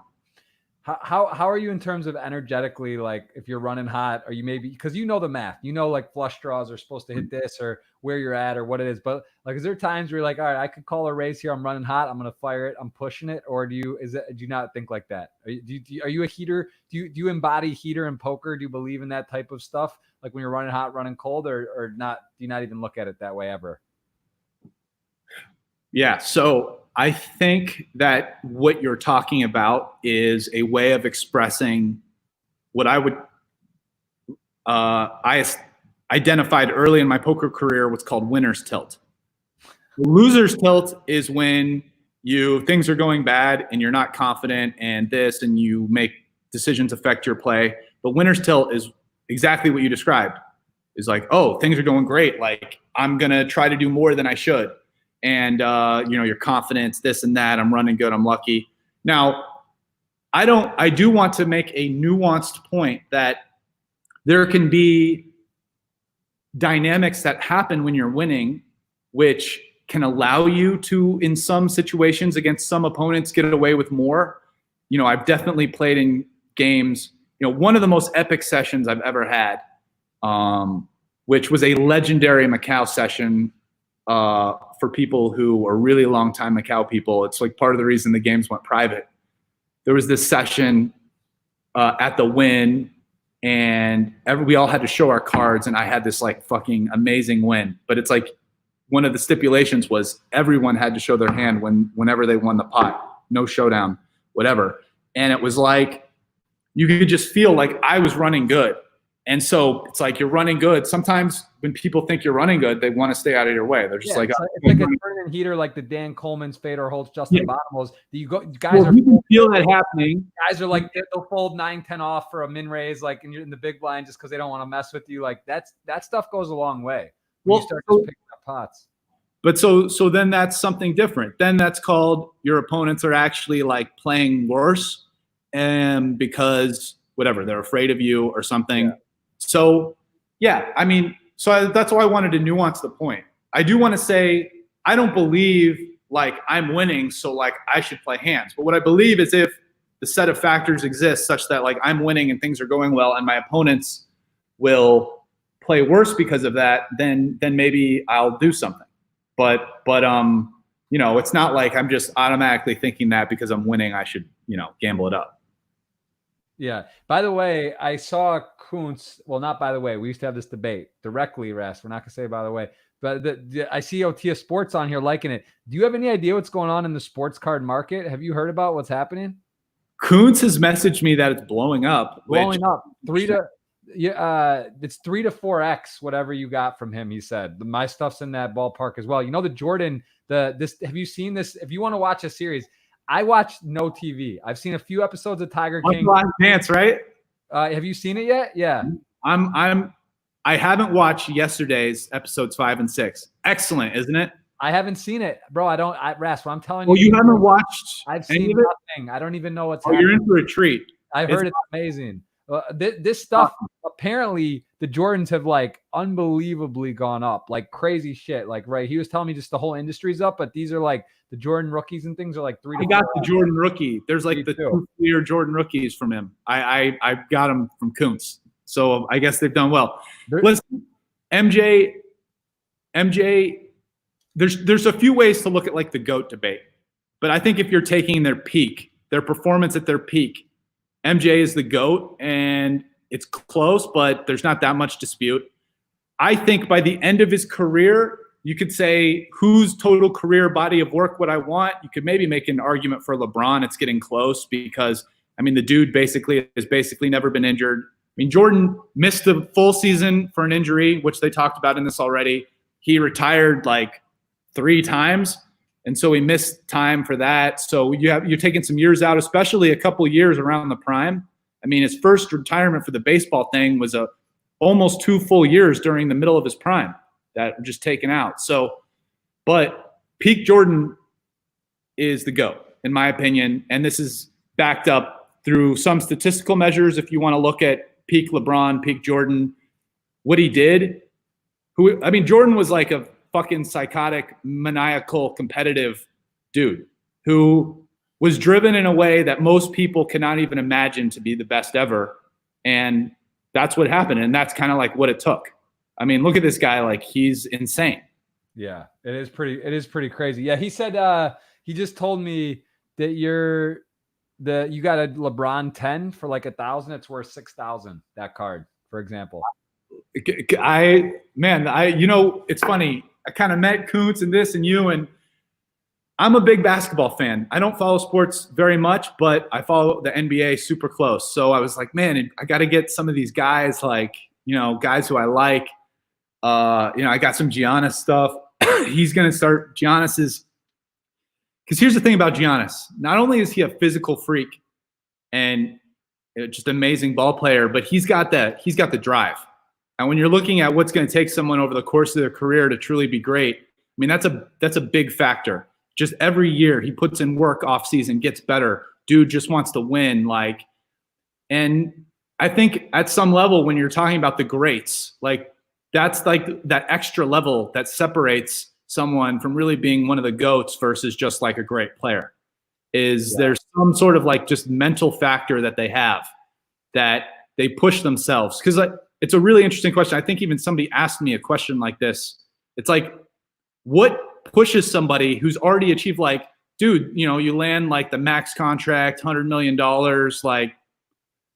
why are you going into the gym at 7 a.m. still like you were before you landed that $100 million contract? Maybe you go in one less time per day and you're still an amazing player, but that guy who just keeps on working like he did when he would just enter the NBA, his whole career ends up being one of the GOATs as opposed to one of the top 100 dudes, the difference between Kobe and Steve Francis type of thing. Right. So, I mean, it's really interesting to kind of look at that. But yeah, no, Giannis just strikes me as a dude that's just driven beyond just his gifts and everything. So Kunti wanted to say hi. Can we call him in for the show? This is a fun. Can we get him in? Yeah, call him in real fast. Let's just get Kuntz in the mix, because this is you guys are both been podcast guests. He gets FOMO, bro. He doesn't like to be left out. He hasn't had a second podcast. We're live, bro. We got King Rast on the line. We got Kunzi here. We came up the card stuff. We just got fired up, so we had to call you. Give us a little something. Yeah, it's the hottest it's ever been right now, especially basketball. I mean, looking back at photos of Rast's collection, what's up, King? He looks like he did pretty well. Everything in the last 4 or 5 months has gone 4 or 5x. I'm showing right now on my on actually your Instagram. I was looking at Rast impressive mix game plaque list of games played, and you had a like button on it, and so I clicked on you. But I'm looking at a picture of us. Are they going to finish this NBA season? Oh yeah, what's happening with sports? There's some historical implications for this. LeBron has a real chance to win his 4th title. The Lakers were good. I mean, Kawhi, will he do it in another city? You know, it's crazy, man. What's happening? It's crazy. From everything I'm hearing now, it looks like it's a very strong chance they're going to finish this season out. It's just going to get delayed, and they're going to start the next season in December. So yeah, they got to finish the season. You can't not finish this shit. I'm not even a basketball big fan, but I'm I want to see what's happening, because this seems who cares about the regular season? 82 games, it's way too many. 16 teams make the playoffs anyway. Who cares? The owners want to make their money, sell tickets. I get it. But the NBA playoffs are the fucking shit. From a game perspective, the NBA more than any other league, the best teams win the best of 7 series. So the NBA playoffs is really an exercise in, the best team normally wins. The best team every year normally wins the championship. Who's your opinion about who the best team is? How do these matchups go? Football, yeah, I mean, the best team's probably 55-45 or something if they're close, because it's one game, and football is a little more random, which is cool. If your team isn't the best team. Here's the thing, though. I approach the NBA, I'm not a big fan of the team. I like watching it more from an analytical standpoint. But I guess if you're a fan, maybe you like randomness. Your team's not very good, but you have more of a chance. But I don't know. As the fan of the league, I like the NBA style a bit more. I agree. I'm a huge NBA fan. I mean, that's what makes collecting so much more fun. When you have it's like fantasy. When you have an invested interest in certain players, you're going to tune in and watch every game. I mean, yeah, I'm excited.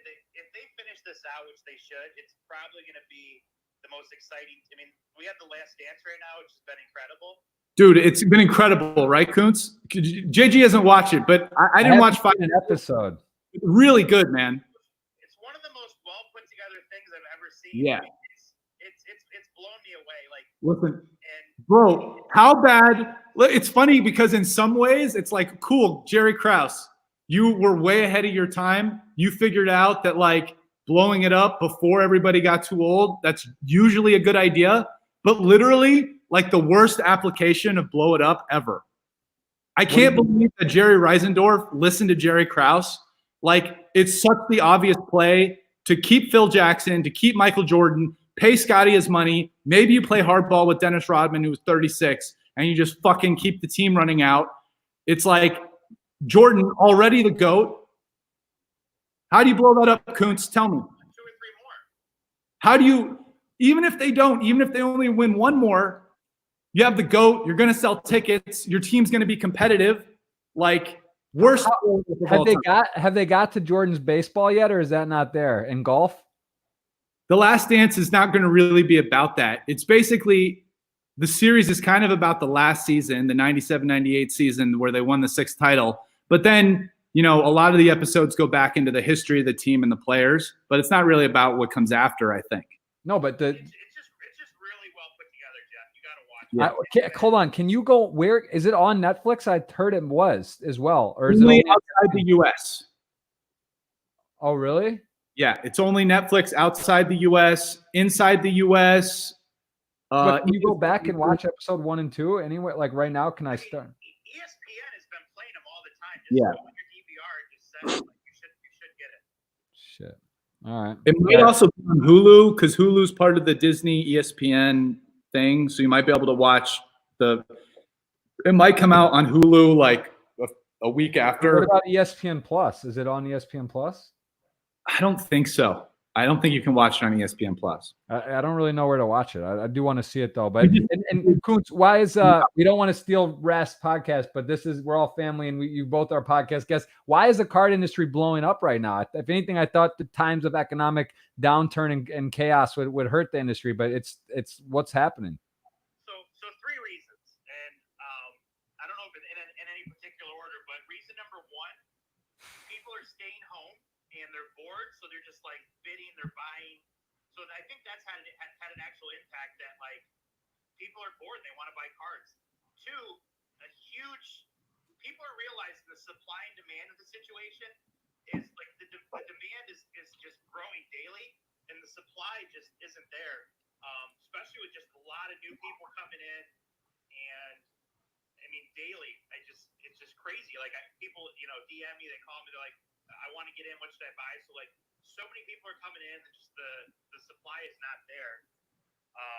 Right. And stuff like this, The Last Dance, is really peaked too. But the biggest one is I generally feel that like younger people, 20 to 40 years old, just like they're not true believers in the stock market, so they're looking for alternative investments and cards, video games, collectibles. I just feel like they're dumping a lot of money in tangible assets because, I mean, let's face it, like putting money in some paper investment, like it's kind of boring. Like you don't really know what's going on. Where you have a card in your hand, like at least like it makes sense to you. Is this Jordan? The fact that the Jordan card blew up with this documentary, was this something that was obvious but when it came out, like, or is this like a big surprise? Is it partly just how well it's done? Because the fact that these Jordan rookies are just blowing up like this, is that like not just Jordan? I mean, I talked about a little bit, like I did a Chicago Tribune article last month. Like Scottie Pippen rookies in 10s before this started were $500, and a few months later they're $3,000 now. Do Rast or I have any Pippins? I don't remember any Pippins. I don't have a Pippin. You have a fuck. Dennis Rodman was $250. I just sold a Dennis Rodman 10 for $2,500. I got Rodmans galore. I'm a big Rodman guy. That's good. That's good news, bro. So those guys, the Bulls team, is Bill Cartwright blowing up? John, you have a bigger card collection than me. I got a bunch of stuff. But Rast went like straight to the nitty-gritty. Rast went for the really good stuff. So I'm trying to figure out what you spent, but I mean, I'm guessing Rast is at least 3x right now, maybe more. Damn. Well, I mean, I did get the Jordan rookie, the Fleer, the double ones, which I'm sure blew up with this. I made a point. I mean, that thing when I bought it was like $5,000 or something, $5,500 or whatever it was. So. Your biggest return, Rast, is you bought a LeBron James Chrome PSA 10 for $1,000, and those are $7,000 now. Damn. I don't even follow. It's like I didn't even really. I mean, I wanted them to appreciate, but it's not. I just kind of did it for fun. Right. I mean, listen, I don't see Rast releasing cards. Me neither. I hope I never have to. You know, I want to hold those forever, but it's a rainy day thing. If you're ever in a rainy day and you need to get into a 10K and you got a 1-card LeBron Chrome, you might have to flick it in if times are tough. You know? Yo, JG, let's answer some questions. Yeah, there's a bunch of questions for people. Yeah, Kuntz, we're Kuntz. You're gonna be a 2-time podcast guest too. Don't worry. Don't keep your shirt on. Stay hungry out there. We're gonna be playing some tourneys later on Twitch, and we'll check in and we'll run it back. We'll have a live podcast with you in the future for a run it too. I love hearing your guys' voice. Both you guys be well, and we'll talk soon. And congrats on the baby, Rast. You know, Kuntz just had another one. He's got like a little factory over there. Nice, Kuntz. Congrats, man. It's good to hear your voice. It's been a long time. Cheers. See you Yo, guys. we'll have a catch-up call, Kuntz, in the next week. All right. All right. Bye. All right, guys. Sorry, we get excited. This is a mutual friend. We got a passion. Rast is another passion added to Rast's list of things Rast does. Also, Rast, we're going to start taking questions. I did hit that on Instagram on your story if you want to put it out. And we're going to do questions right now. So let me load this up. I follow the NBA pretty close. I mean, I'm in a fantasy league that now 5 or 6 years. I bet the NBA playoffs, who's going to win the finals every year. I mean, you know, obviously poker, I refuse to pay juice, but you know, there's a bunch of people, especially when it gets to the playoffs and who's going to win the finals. Like there's always people who want the other side. Right. So, you know, chats, whatever, it's fun. I love it. I effing love it. Actually made money betting the NBA in my life. I'm not saying I'm super good, but I'm up betting the NBA in my life. Well, I mean, listen, I was on the Golden State train from year one.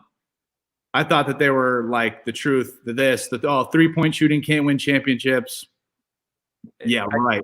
I think you lost that. We were watching in my condo in Vegas that game. I did lose. That was the one. I mean, because I bet them. That was sick. I bet them every year. I didn't bet them versus Toronto, whatever, this year, but I bet them every year. I bet them 4 years in a row, and we did lose that one.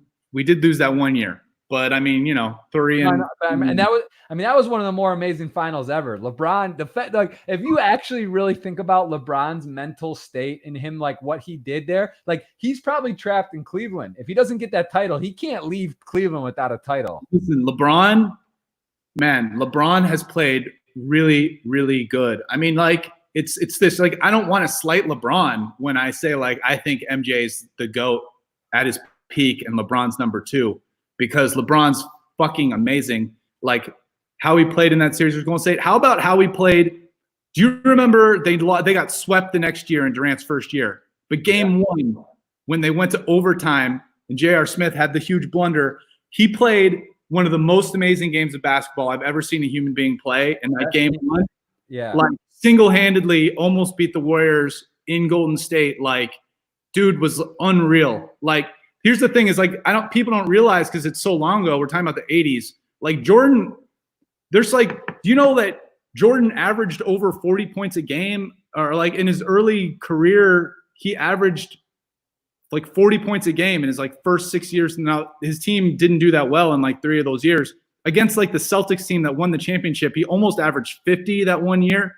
Like Jordan, later on, like once they broke through the Pistons, they essentially won 6 titles in a row. Was Jordan coached by Doug Collins?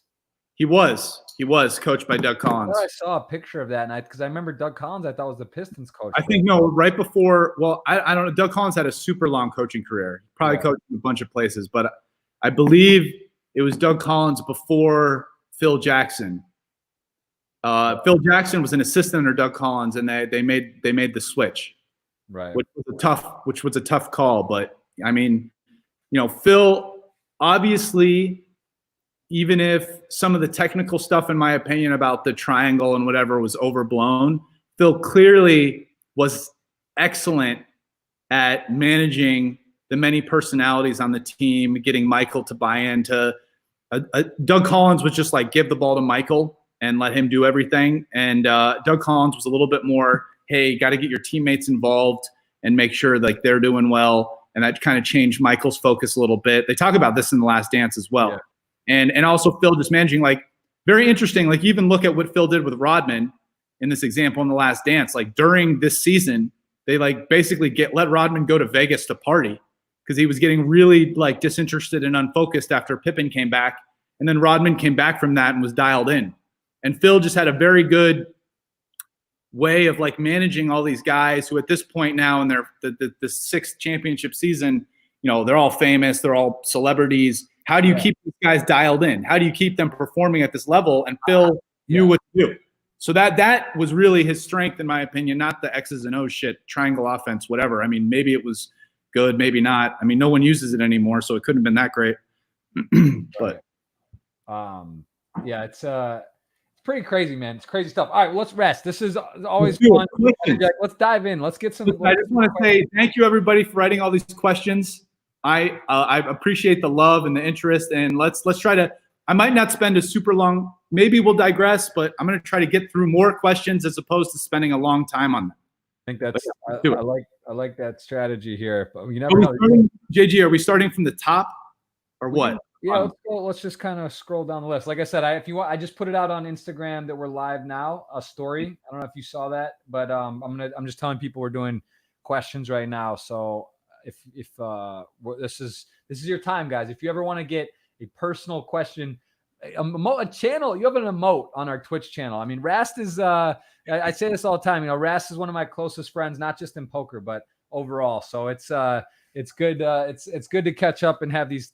I gotta start. Boy, this is the most JG time I've gotten in a while. I mean, Jay, you send me the updates here and there, but you're not really available on a day-to-day basis. I've been busier than I've been for sure, and it's good things, but it's nice. We should do this. We have to do a weekly podcast. Maybe that's too much. But what about a Rast podcast? Is there a chance? You know, we could do a regular Rast podcast. Maybe if we did a regular, shorten them down. So they're like 30 minutes to an hour as opposed to. I'll tell you what would be a great thing we could do on Twitch in particular, because I've been streaming a lot. When I get down to like one or two tables, it's much easier to sort of chat and relax like later at night. So it's kind of good your time as well. We could chat a bit on Twitch while I'm in like one tournament left or something for a bit. That's a good way to do it. So we keep in touch and you get to be on the show. People get the Rasty emotes out. So I think that's good. That is a good idea. That makes it a little bit less flexible on the timing, but I will try. I'll make it a big window. I'm out there for 10-hour gaps. You know, you pop on for 20, 30, 10, just say hi, check in, see what's happening, put a little energy on a flip. No more foreplay, JG. Let's get to these questions. All right, we're in, guys. I can't take it. We're going live. Hold on. Okay. Here's a question right away on the YouTube chat. Hold on. Here's a question. Please ask Rask. Is the channel you watch the most on Twitch? Do you watch anything on Twitch? And ask him why he doesn't watch more. Tell him. Yeah. Do you watch any Twitch stuff or YouTube? Do you have any YouTube or Twitch channels that you? I don't watch anything on Twitch. The only time I ever use it is to check in on JG. Just not really my thing. Right. In terms of digesting content, really what Twitch has to offer. I do have a number of YouTube. YouTube is probably the app, like the phone app that I watch stuff the most. There's just a bunch of great channels that I found that have like amazing kind of information. So on YouTube, I mean, I already named one in this, like Extra Credits. Let me look through some Kings and Generals, another history one, Crash Course, teaches stuff, Epic History, PBS Spacetime. PBS Spacetime has super amazing like cosmology topic stuff. Interesting. What else? Let me look through this. Oh, this guy Thomas DeLauer has a lot of great health stuff. Sam Harris, Royal Institute, School of Life. Alvin Teaches Poker, makes some pretty good poker. That actually makes my poker stuff. Kurzgesagt. I kind of missaid it. It's a Australian channel that makes like animated, some of the best like 5 to 10 minute animated video topics. I actually retweet a bunch of them when they come out. You got to drop. You got to drop a list in for me. Yeah. So that's enough. That was enough of a list drop. All right, there we go. Let's dive. Here we go. Mary Great Bluff on Twitter asks, "What helped you become a good poker player the most? What do you think sort of was your biggest reason why you had success in poker?"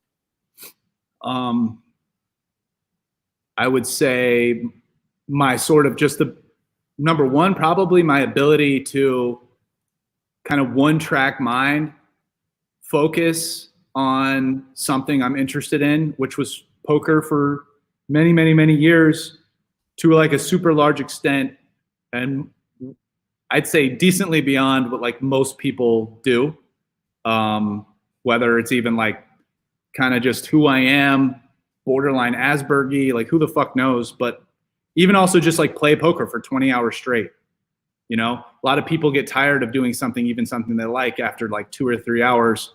And, you know, it makes it hard oftentimes in poker, especially there's like a lot during the course of a session, especially in old school poker when it's less about, you know, GTO and more about exploiting people and getting into the flow of the exploits and developing those exploit reads and using them in the session and pre-adjusting and everything as like my money zone. And I just love getting into that. So that's number one. Number two, I think my brain works pretty well. And the synthesis of things that go into poker, I think, touches on a lot of strengths of mine, analytically speaking. So whether it's logic, probability, I've always had a good mathematical mind. Yeah. And so just good synthesis of all that stuff. Okay, that makes sense. Let's talk about which win has meant the most for you. I'm going to pull up your illustrious career here on Hendon Mob and show a bit of this. So 21+ million in live tournament earnings, just pretty nutty. 7.525 million. I remember that one in particular was on the rail. Had a little sweat of that. That was a pretty good day. 30-year earnings coming more than a third in this one day, which is strong. But is that the one that meant the most, or which one do you think was the most powerful? I mean, the most meaningful one for me at the time that I won in terms of my emotions was definitely the first Poker Players Championship.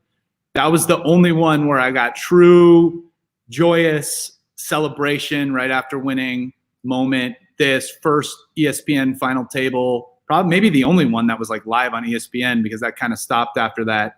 So from that, my emotional standpoint was that one. From the most money I won personally. Hold on, I gotta pause you. I want to pause you. Talk about this because this was pretty incredible. Also, I was on the rail for this and I watched it. It was spectacular. You got Helmuth, who prides himself. He's Mr. WSOP. He is most bracelets, very emotional guy, wants it, super competitive. And you had a huge deficit. What was you were like 10-1, 8-1, 20-1. What was the heads up? Well, what happened is, so heads up started and he had a small lead and he was just winning. And so, listen, a lot of luck involved in any heads up situation like that. To be fair, there were a number of spots I actually played pretty good. Like if you look at the cards, there's some hand where I made a pretty sick call of like a big check raise he made like light on the turn in one of the hands heads up. And then he had like a double gut straight draw and check raised me like big on the turn. And I called it with like one pair, might have not even been top pair. Right. And then the river he hit and I laid it down, but I mean, he won a bunch of chips in that pot. Yeah, he played fine. He whittled me down. And then basically I got it all in as a favorite. At least one of them was pretty close. Not a big favorite, but 3 times in a row in 30 minutes. And I won all 3, which, if you just look at that aspect of it, technically that's pretty lucky, right?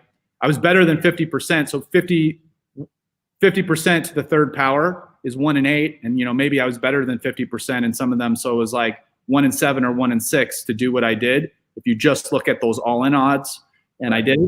But, it's hard to like parcel down luck to just being about that, right? Because, was Phil lucky to have the series of hands that got from being close in chips to being the chip lead, right? So how you want to look at luck is very interesting. But either way, this is like the most prestigious game. It's 8 game. It's a 50K. It's ESPN. It's big money. You took it down. So this one was me. And that was at that point, I hadn't really done anything in tournaments. I wasn't well known at all. It wasn't my first bracelet. I actually won another bracelet earlier that summer, but it wasn't even at the main table. It was like off in some other place. And I saw that too. I remember that. That's when we knew each other, but we were very friendly. Like not, I don't think we had really become super close to this point, but I actually remember being at Antonio's condo and talking. He like talked you to go over and play this. It was like a 1,500 pot limit PLO. I think you ended up beating Alan Kessler heads up. I had just arrived from Brazil on an international flight that morning. Right. I'm gonna take a nap, maybe go play cash games later that night. Because listen, I mean, for basically my whole career, I've been predominantly a cash game player. There was like a 5-year period there, which when I posted a bunch of tournament results, where maybe I was playing as much tournaments as cash over that stretch. But you know, I've been playing poker 17, 18 years, and for most of that time, I played mostly cash games. So up until this point, I'd been almost solely a cash game player. I'd play some WSOP tournaments, kind of like, you know, it's the thing to do. They're in town during Vegas, take a break here and there. But it's like, I'm going to go play a $1,500 buy-in tournament on the day I arrive from Brazil and then not play cash that night. I'm like, no, thank you. And then he's like, I'll free roll you. And he started out with some number, and I was like, no. And then he just kept upping the number.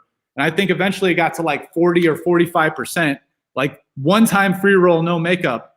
And I was just like, well, I mean, this is a pretty good deal. I'm like, I guess I should take this. Although who knows what my actual return is at the time. Maybe it wasn't that great of a deal for a $1,500 buy-in event. Maybe I was smashing. Maybe who the fuck knows? Anyway, I just it's so random that Antonio felt strongly enough to care to like put you in. You know, this is a year before he wins the one drop for 18 million. But like the fact that he even like, you know, because now Antonio, Antonio, you know how he is, especially back in the day before married and kids.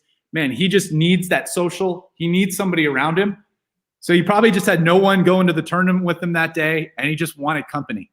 Right. He wants someone to ride over with him. We're obviously, you know, not just someone, like we're good friends. We were good friends back then.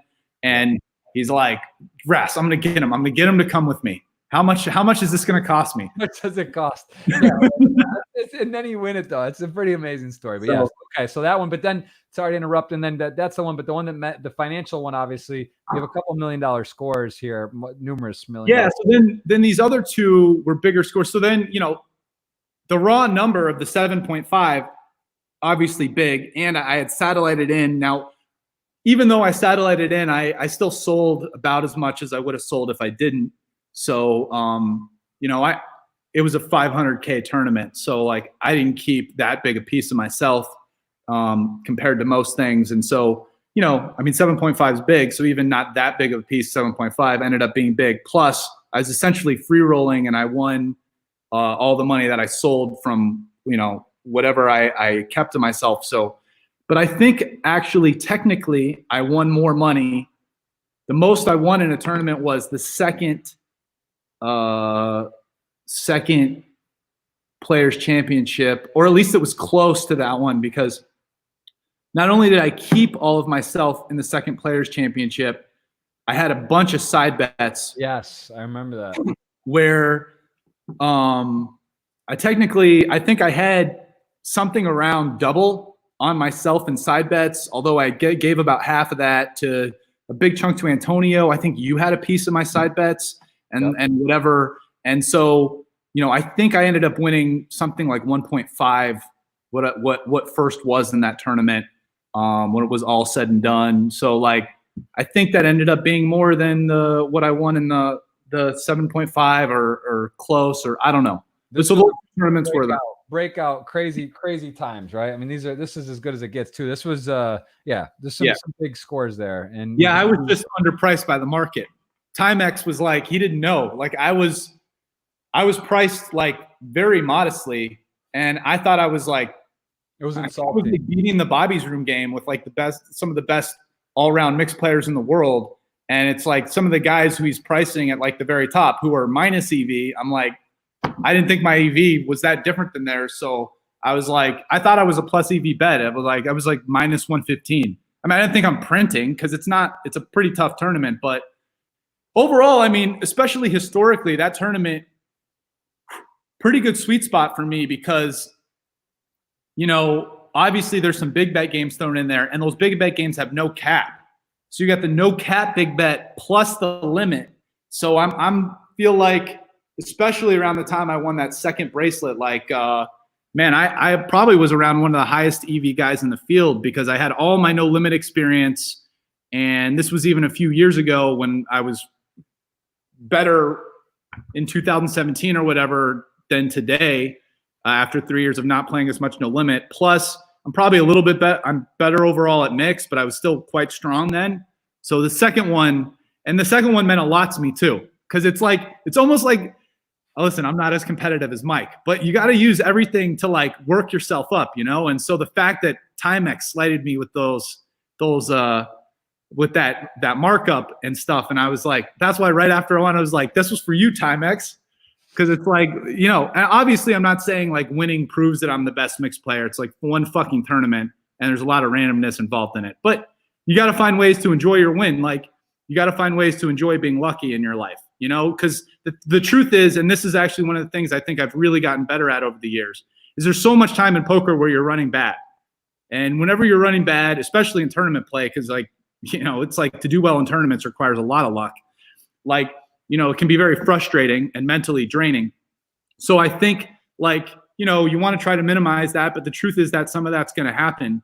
But then the flip side is like, you got to enjoy when you're running good too, mentally. You know, you got to maybe not at the table with the winner's tilt, but you got to feel good about it when things go right. So, right. Yeah. That's yeah, it makes a ton of sense. Okay, so that I think again we've covered this before on Rast kind of poker career and some of the bigs in the first podcast, but that's good. It's some of the questions people want to know and understand. So that's one. What is the biggest challenge you see for more success for yourself in the next 3 to 5 years? I guess poker or otherwise. What do you see in the next kind of upcoming challenges with your day life? I see kind of like two challenges. So one for me is to maintain a level of interest in poker necessary to continue winning at the highest level. So that's one. And the other is to continue to kind of like maybe find some constructive things to do with my time outside of poker. You know, like bigger projects as opposed to smaller, like something that'll be more satisfying. So like one of these things that's slightly bigger is like, say, learning how to mix. Like, I feel like that's a pretty cool hobby that if I spend a couple of years on it, 2 years from now, the me that knows how to mix and DJ, that's like a cool skill to add. But is there something else like, you know, something else that's beyond just like a fun hobby for me to get into? I don't know. I don't have anything right now, so to speak, but yeah, another way to make money, who knows? I mean, beyond just investing in things. So that's, you know, so that's definitely part of it. That's how I'd answer that. Yeah. Okay. Sports. People asking about sports. Basketball is the one I follow. Beyond that, a little bit soccer, mostly through talking with my son Christian, who's trying to go pro. Outside of that, I don't follow very much. But far and away, what I follow, what I know about is the NBA. Okay. Favorite casino game besides poker? I mean, if you had to pick one, you want to blow some time. If you're not a big gambler, I know you're not a pit action guy. I had to pick one. I guess I pick craps, but I mean, I don't really enjoy any casino games. Okay. What is your biggest poker related regret?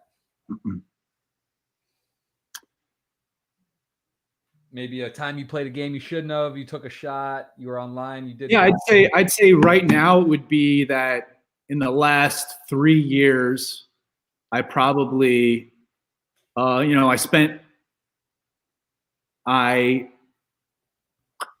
taken up a few things. I've learned how to trade and some other stuff, and it's been cool. But maybe if I had spent some less time on that and stayed up with No Limit Hold'em, maybe that. Not a huge regret, but I'd say if I could click a button right now and change the past me without having to go through all that and be the me that spent the time I learned trading and instead focused on continuing to play No Limit Hold'em, probably would have been better, definitely financially, although I wouldn't have learned kind of like a new skill. So I don't know. I don't have any huge regrets, and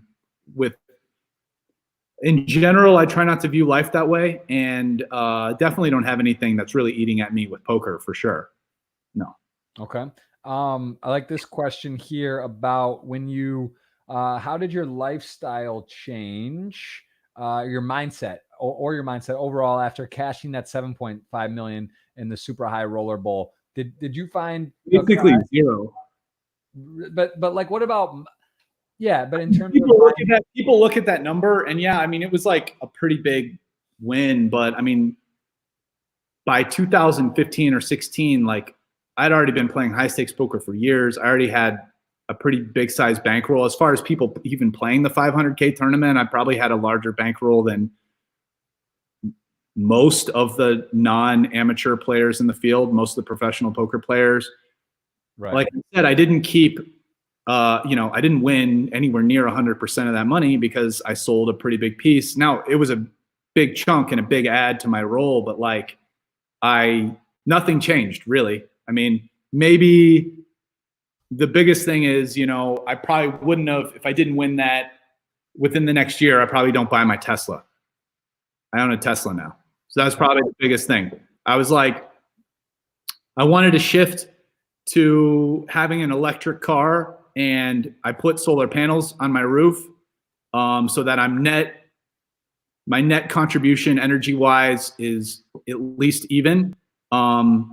Maybe I don't buy the Tesla Model S. Maybe I buy a more modest electric car.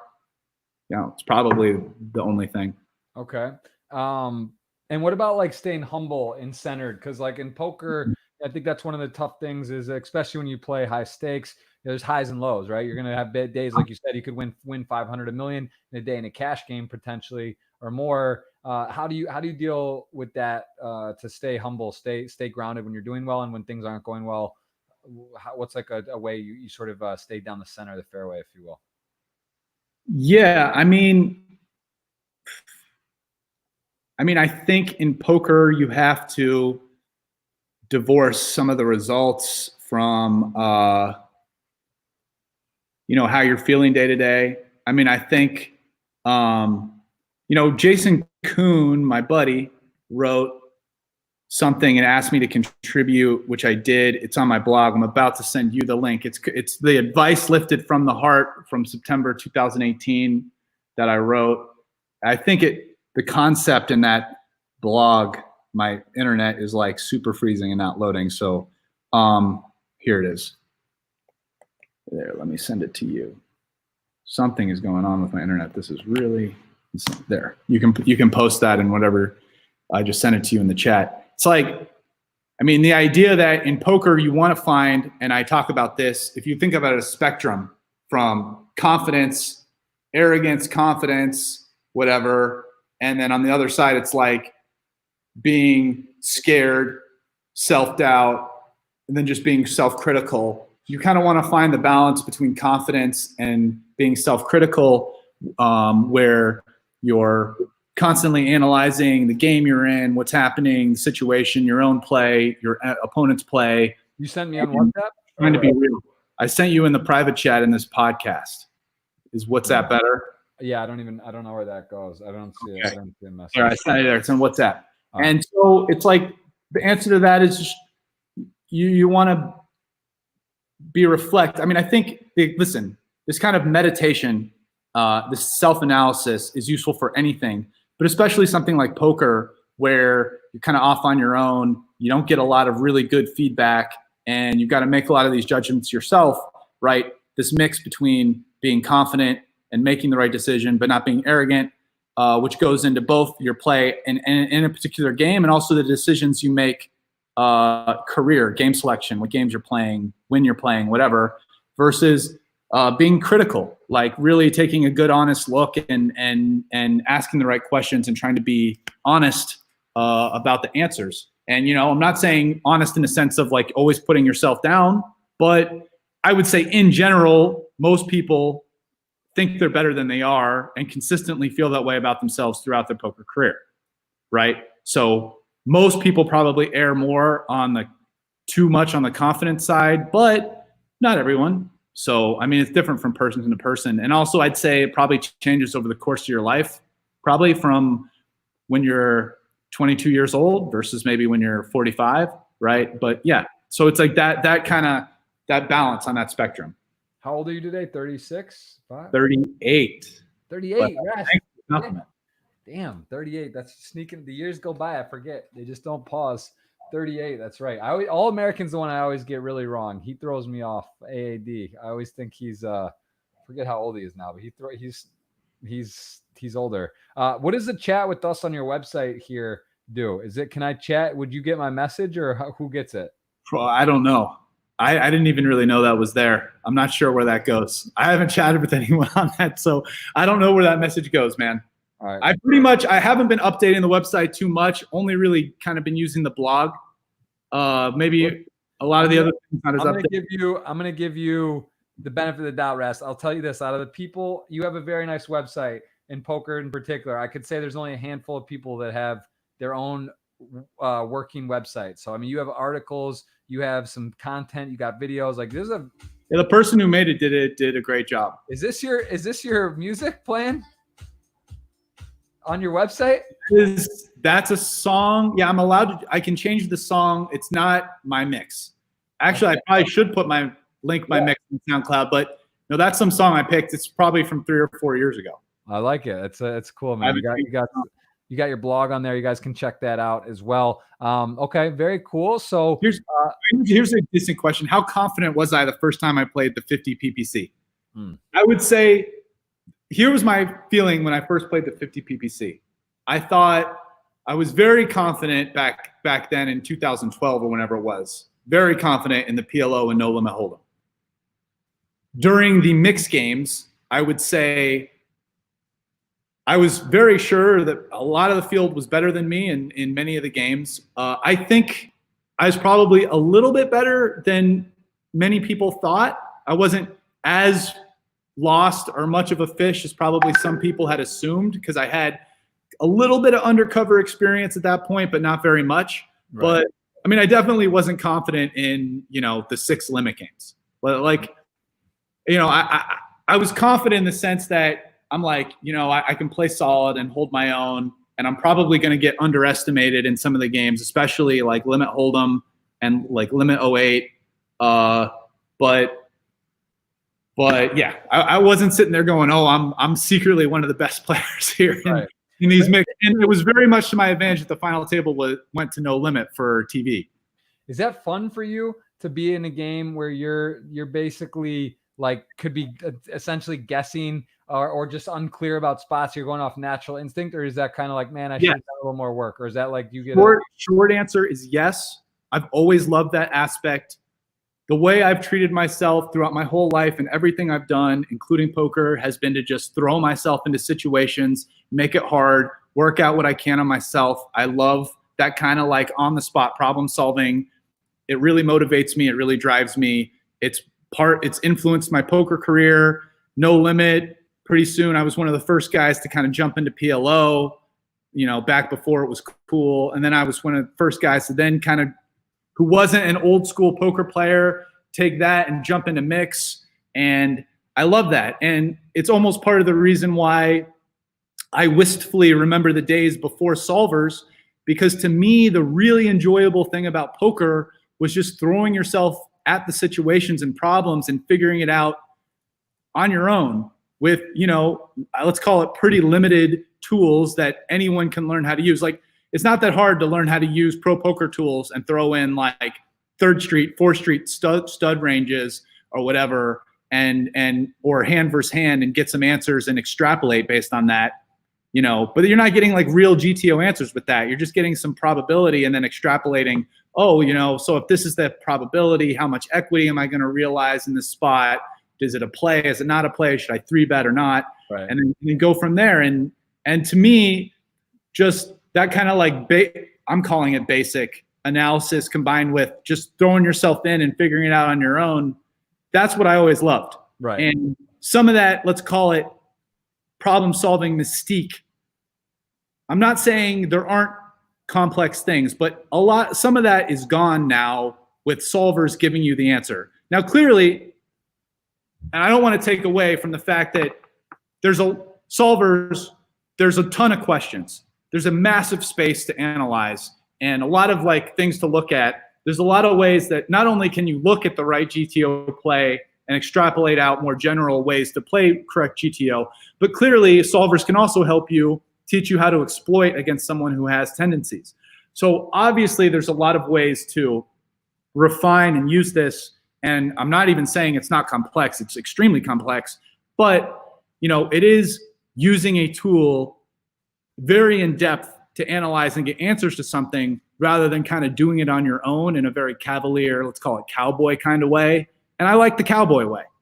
I've always liked the cowboy way. I think it's more fun than using the tool, which has driven my poker career very much over the last 5 or 6 years, as I've been drawn to the stuff that I think is more fun as a way to play, as opposed to, just, mechanically doing whatever's best and maximizing my time. Now, right. I don't want to say that I don't use solvers. I obviously have. I own PO Solver. I know how to use it, although not like super, super well, probably compared to some people. But, I know how to put in hands and put in spots and, put in various bet sizes and whatever. But yeah. Yeah. So it makes sense. Someone asked me about WSOP and the postponement of it. It's kind of crazy, right? No sports, no WSOP. It's sort of like part of your routine, if you will, being in Vegas and whatnot. Would you play the postponed one? What do you think about online WSOP? Would you travel? Let's say they had the full schedule. I mean, you're not so into tournaments at the moment. Would you go to Canada or Mexico if you could play online the full schedule of WSOP? What are your thoughts on the WSOP and what's going on with that? I will probably not travel for the WSOP. No. If the WSOP is in Vegas, like normal, I'll probably end up playing. I've traveled to one WSOP Europe, and I mean, it was cool. Juliana came with me. It was in Berlin. Weren't you there too? We hung out there. We were there. We hung out a bunch. That's right. We were there. Yeah. I mean, listen, the tournament turnout compared to Vegas WSOP is like way less. And, I mean, makes it easy to win a bracelet. Can't say I care like too much about that. It's nice, but I'm not going to go travel somewhere just to try to win easy bracelets. I just, if the WSOP is in Vegas, I'll do it. I probably won't go if it's somewhere else, but I'm not going to rule it out. But I'm saying if they mimic the schedule on one of the sites online, they just took the exact schedule they had planned, they throw it up so you can play online. Would you play it online? Yeah, I might play some. I mean, I might end up playing some of them if they're online. Okay. People asking, they want to know about how you achieve success. We've talked about this. Craziest prop bet anymore in sight. And I mean, it's right here, I think, on your website as the bicycle there. I mean, that's Go to my website. Show them, JG. Go to the blog. Go to blog. Click over there. Oh, let me get to the blog. Yep. Okay. Now scroll down. You might have to go to the past. Now on here, as you do, scroll down and find the bike bet blogs. Okay. I'll tell them. I did a series of 3 bike prop bets starting from I bet on Dan to Where is that? Someone go to more older posts. Okay. Come on, man. You know how to use internet. It's hard, but I'm finding it. There, bike bets part 2. There's part 2 and part 1. All right. So part 1 is about the ones that I didn't do, which is betting on Dan and then someone bet me and then bought out. And then second one, part 2 is a much longer post going through the bike bet I did. This was easily the craziest pop bet I did. Essentially, without training, I had to ride a road bike from Vegas, sign in Vegas to LA, which was about 300 miles. That's the route. I had to do it in under 48 hours. And that's it. And I barely did it. And it was one of the hardest things in my life. And that was about the journey. If you want to read about it, it's pretty interesting. Part 1, which has some background about how it got there and why that was even a thing, because it started with Dan's proposition. And it's a pretty interesting. Part 1 is very interesting from a gambling perspective, which probably a lot of people on this podcast like fun gambling stories. And then part 2 is like my own doing a bet fun gambling story. Yeah, that's that. It's the numbers and the whole thing. That's something to just be proud. Those are one of those things. Looking back in your career, you'll be like, that was pretty awesome. Like that was just. I won the crew a lot of money because Dan. Listen, here's the truth. Dan. So in the second bet, I'd hired Dan to be my coach. I gave him 25% of the action. He had a coach, Nate, who was his like primary coach. Okay. Nate. So then Dan bets me for the third bet. After we make the bet, I'm I have 24 hours to basically get everything together. Now I'm betting Dan. So anything I was going to get from Dan, I'm now not getting because he's the guy betting me. I talked to Nate. Dan's coach, bike expert, looks at the win map, comes back to me and tells me, I have a 0% chance of doing this, but you might as well give it a good old college try. I then try to buy out, but Perkins has already bought his private jet to come to Vegas. And they're like, any buyout starts with you just covering this private jet cost, which was like 40 or 50K. And I'm like betting 100 to win 600. So I'm like, man, fuck that. I'm just going to give it a college try. So then I did it. So then I shipped the thing that an expert told me I had 0% chance of doing because there was going to be there was a strong wind going against me on the next day. Wow. I gutted that one out, man. I gutted it out. And listen, I won, I believe Perkins and Dan combined, because I won 600, but I think they lost. I heard something in the 1.5 plus, like 1.5 to 2. Like everyone else won, like over all my boys, everyone. Yeah, I was on it. I was in on it. It was fun sweat, really crazy shit. Like, yeah, because I'm like, listen, people were like, can I have a piece? And I was like, no. I'm sorry, guys. I love you, but I need to have this whole bet to motivate myself. Like, this is going to be hard as shit. And like, I need to have this 700K swing. So then, a bunch of people started betting them. And so they lost more money betting other people than they actually lost to me. But so crazy. All right, well, let's take a couple more here. There's a lot of people asking about the monkey. Is that your pet monkey? That's not a pet monkey. What is a monkey? At the party, a guy brought a monkey. Oh, here's and I just put it on me. I thought it was a cool picture. I was Rick. I'm Rick with a monkey. Hey, from Rick and Morty. Oh, here's one. What has been my best place in the main event of WSOP? So I answered this question. This is a secret shame of mine. Since I've started playing poker, I've missed the main event only 1 year, a year for my wife's immigration meeting down in Brazil to get her green card and come to America to marry me. During that whole time, I've only cashed one time, and it was like 400th or 500th place, or 500th place or something. If you look at my cashes.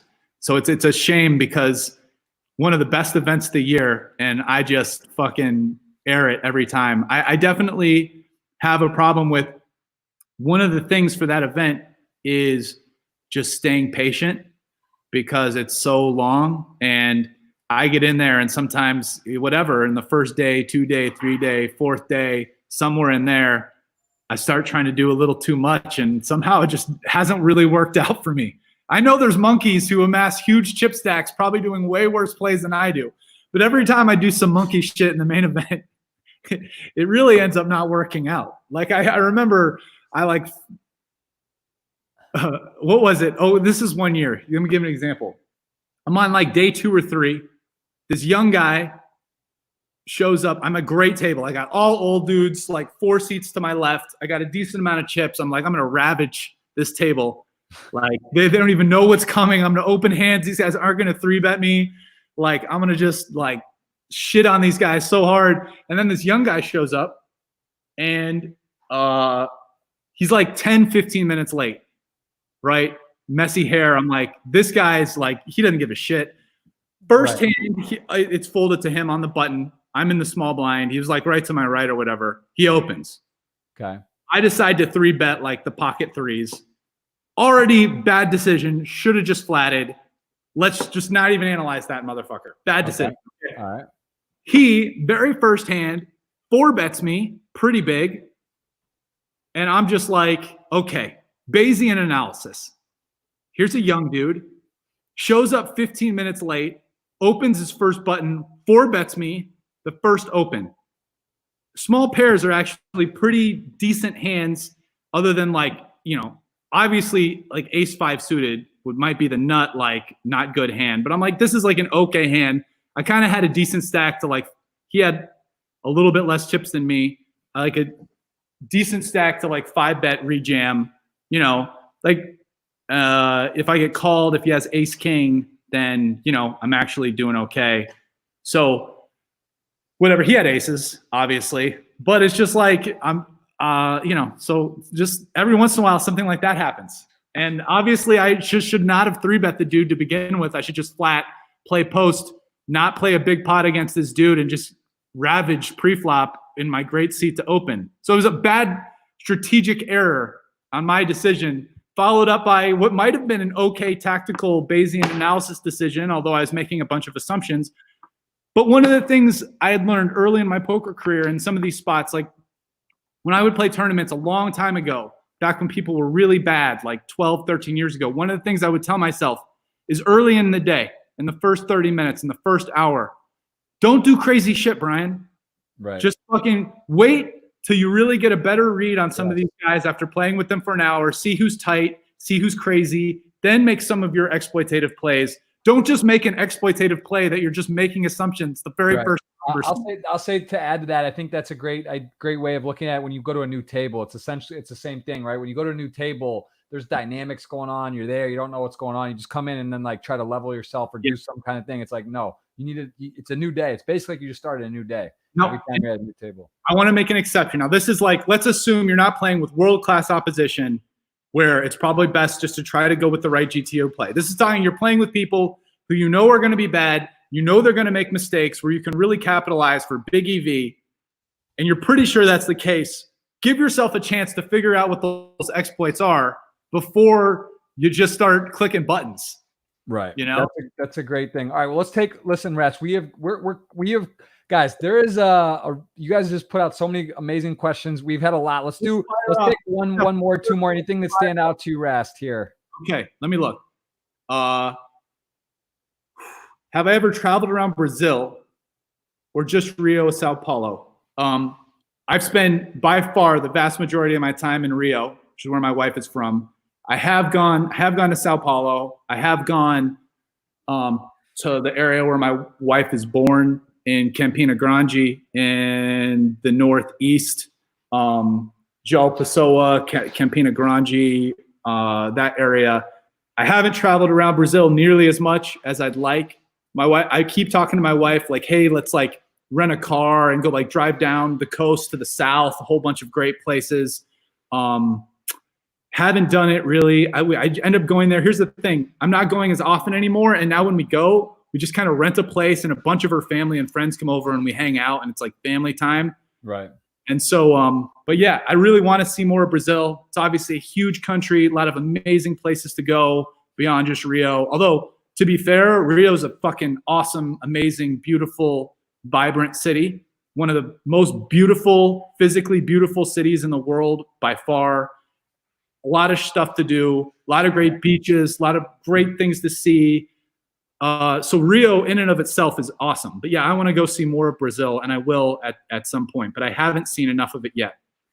I love it. All right, last question, the Phil Lock hand, which I was at the table, the Premier League 125K buy-in. That was a point, I believe you were in a bit of a downswing. You were not having a good Premier League. If you haven't watched it, guys, it's unbelievable. You could type it in Phil Lock, Brian Rast, sure it'll come right up. Was that hand? Is that your favorite poker hand maybe ever? One of your biggest calls situationally? I mean, it wasn't maybe for the most money, but like, I mean, it was still a big call, and you would have been out of Premier League based. You would have been out. So you would have. That was kind of like my. If you match everything up, it's kind of my favorite hand. Yeah, because I mean, it was on TV against one of my close friends, and in a big spot situationally for the Premier League. So in the context of my career, not one of the biggest money, but like a decently big spot. Like if I didn't place really well on that, I was out. Like I had to do really well on that. So if I made that call and was wrong, I was just done in the Premier League. And a pretty obviously not a GTO call. You're generally probably not supposed to call 8x pot there. I kind of knew it at the time, which is as I'm talking through the hand in the 4 minutes. I don't do this too often, but I talk through a lot. Yeah. And, it's just a big fold in the books, which is basically me saying, like, I know I'm kind of not supposed to call this, but just I was working it through, and just felt like Philly was running one on me. Phil was going for it. Had to fucking ship it in there and look him up. I love it. Man. I love it. That was special stuff, man. That was definitely like having Antonio there to just add the needle as well to lock and tell him he's a dumbass. He said his drink gave it away. Just like, just the whole thing. The drink did not. Antonio makes that actually did not influence. Right. I know, but he has all the BS. He loves to add to the pain. All right, Rast, we're gonna give someone a $55 ticket, courtesy of Party Poker. Maybe someone spins up the dream with the 50. You never know what a 50 pack can do. So, Rast, I'm gonna let you count it down. You tell me when someone's gonna win this 55. I think we covered a ton of stuff. And listen, Rast, you're one of very few two-time podcast guests. Don't think that a three-peat's not coming. Dude, I know it really is fun. And like I said, we can always not have to do an official podcast. You can come on Twitch and you got your own King Rasty emote. Let people go wild, maybe get a couple deep runs, come sweat. We got a big day of streaming as well today, a big day 2 and $1 million. Big day of streaming. Did you make it through the 2-hour podcast? We who are about to die salute you. Yes, this is all Let's stop it. Now, boom, right there. And I'm not, hold on. I wasn't on. You got to redo the now. Holy shit. Hold on. Tweet draw. We're there. We got to tell me. So the Matrix, the whole Matrix, the whole thing. Someone different might win. Shifted, or will it be the same person? It could be the same. Now. Boom.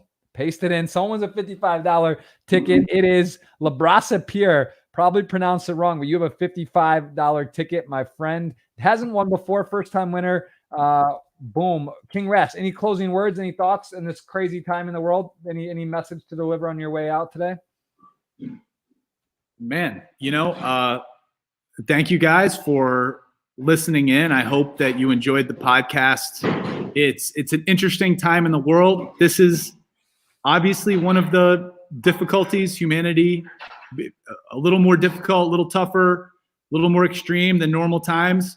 But listen, we got through stuff like this before. We've gotten through much worse than this.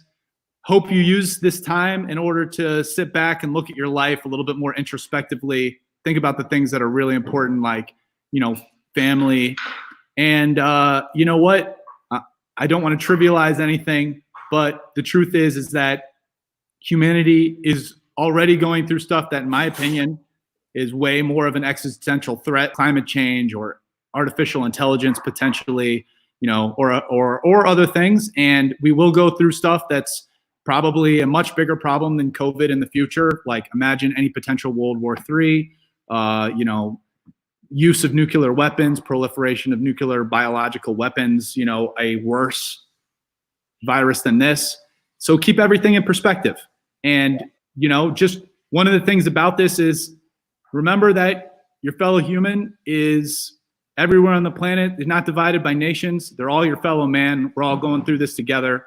Got to keep the love, the cooperation, the respect up, and yeah, I mean, just remember that. One love.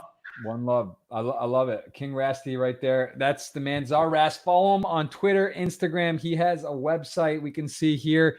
He's got a wiki, guys. SoundCloud. I sent him so they can people check out my mix. Right here, right? This SoundCloud. I got it right here. This mix. It's mostly house. It gets a little trance and a little down tempo. Like I said, most of it is song to song. It's clocks in a little over an hour and a half.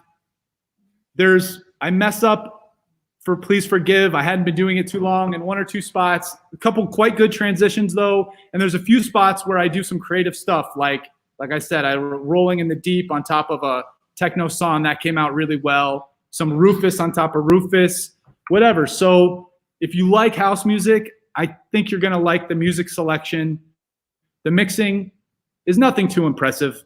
I'm a beginner, but I put some time in and planned this out and did about as good as I could have, although there is one decent error somewhere. Shh, don't tell anybody. We'll see if you can spot it. We're going to be playing it today. I don't know. It's on SoundCloud only, or can I play it on my Spotify? I don't know. It's on SoundCloud. It's on SoundCloud, Brian Rast SoundCloud. The name that I gave it is Introduction. Okay. Well, I don't know.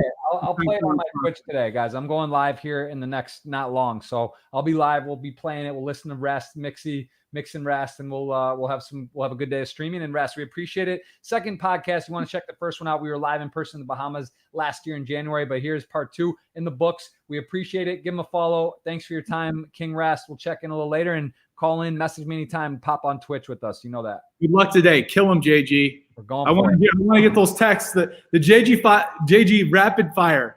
JG sends you a message. You respond, then boom, notification. I'm on WhatsApp web. It's not a hobby, bro. I'm gonna hit you 20 messages before you even blink, and you just all I need is 20 to 1. That's how we do it. We'll see you in a bit. From what you've been telling me, you're on a good run right now. You got to win. You got this. We're first, second, first, day 2s, chip leader shit, going in final tables. We're coming in, bro. We're going muito forte, bro. I'll see you. Boa noite, prazer to all the Brazilians watching out there. Já tenho saudades, meu amigo. There we go. Look at that. We could have done it in Portuguese, partly. We could have done it. We'll do it maybe in the third grade. Eu não sei se você pode. I love it, man. All right, King Rast. Cheers, bro. Thank you. Don't leave. Don't leave, man. We got to leave. Separation anxiety. We're out. Cheers. All right, guys. That's it for Brian Rast. Follow him. Check him out. Thank you again for watching. 2 more podcasts this week. Thank you. So much fun. Thanks for all the questions, interaction. We'll see you soon.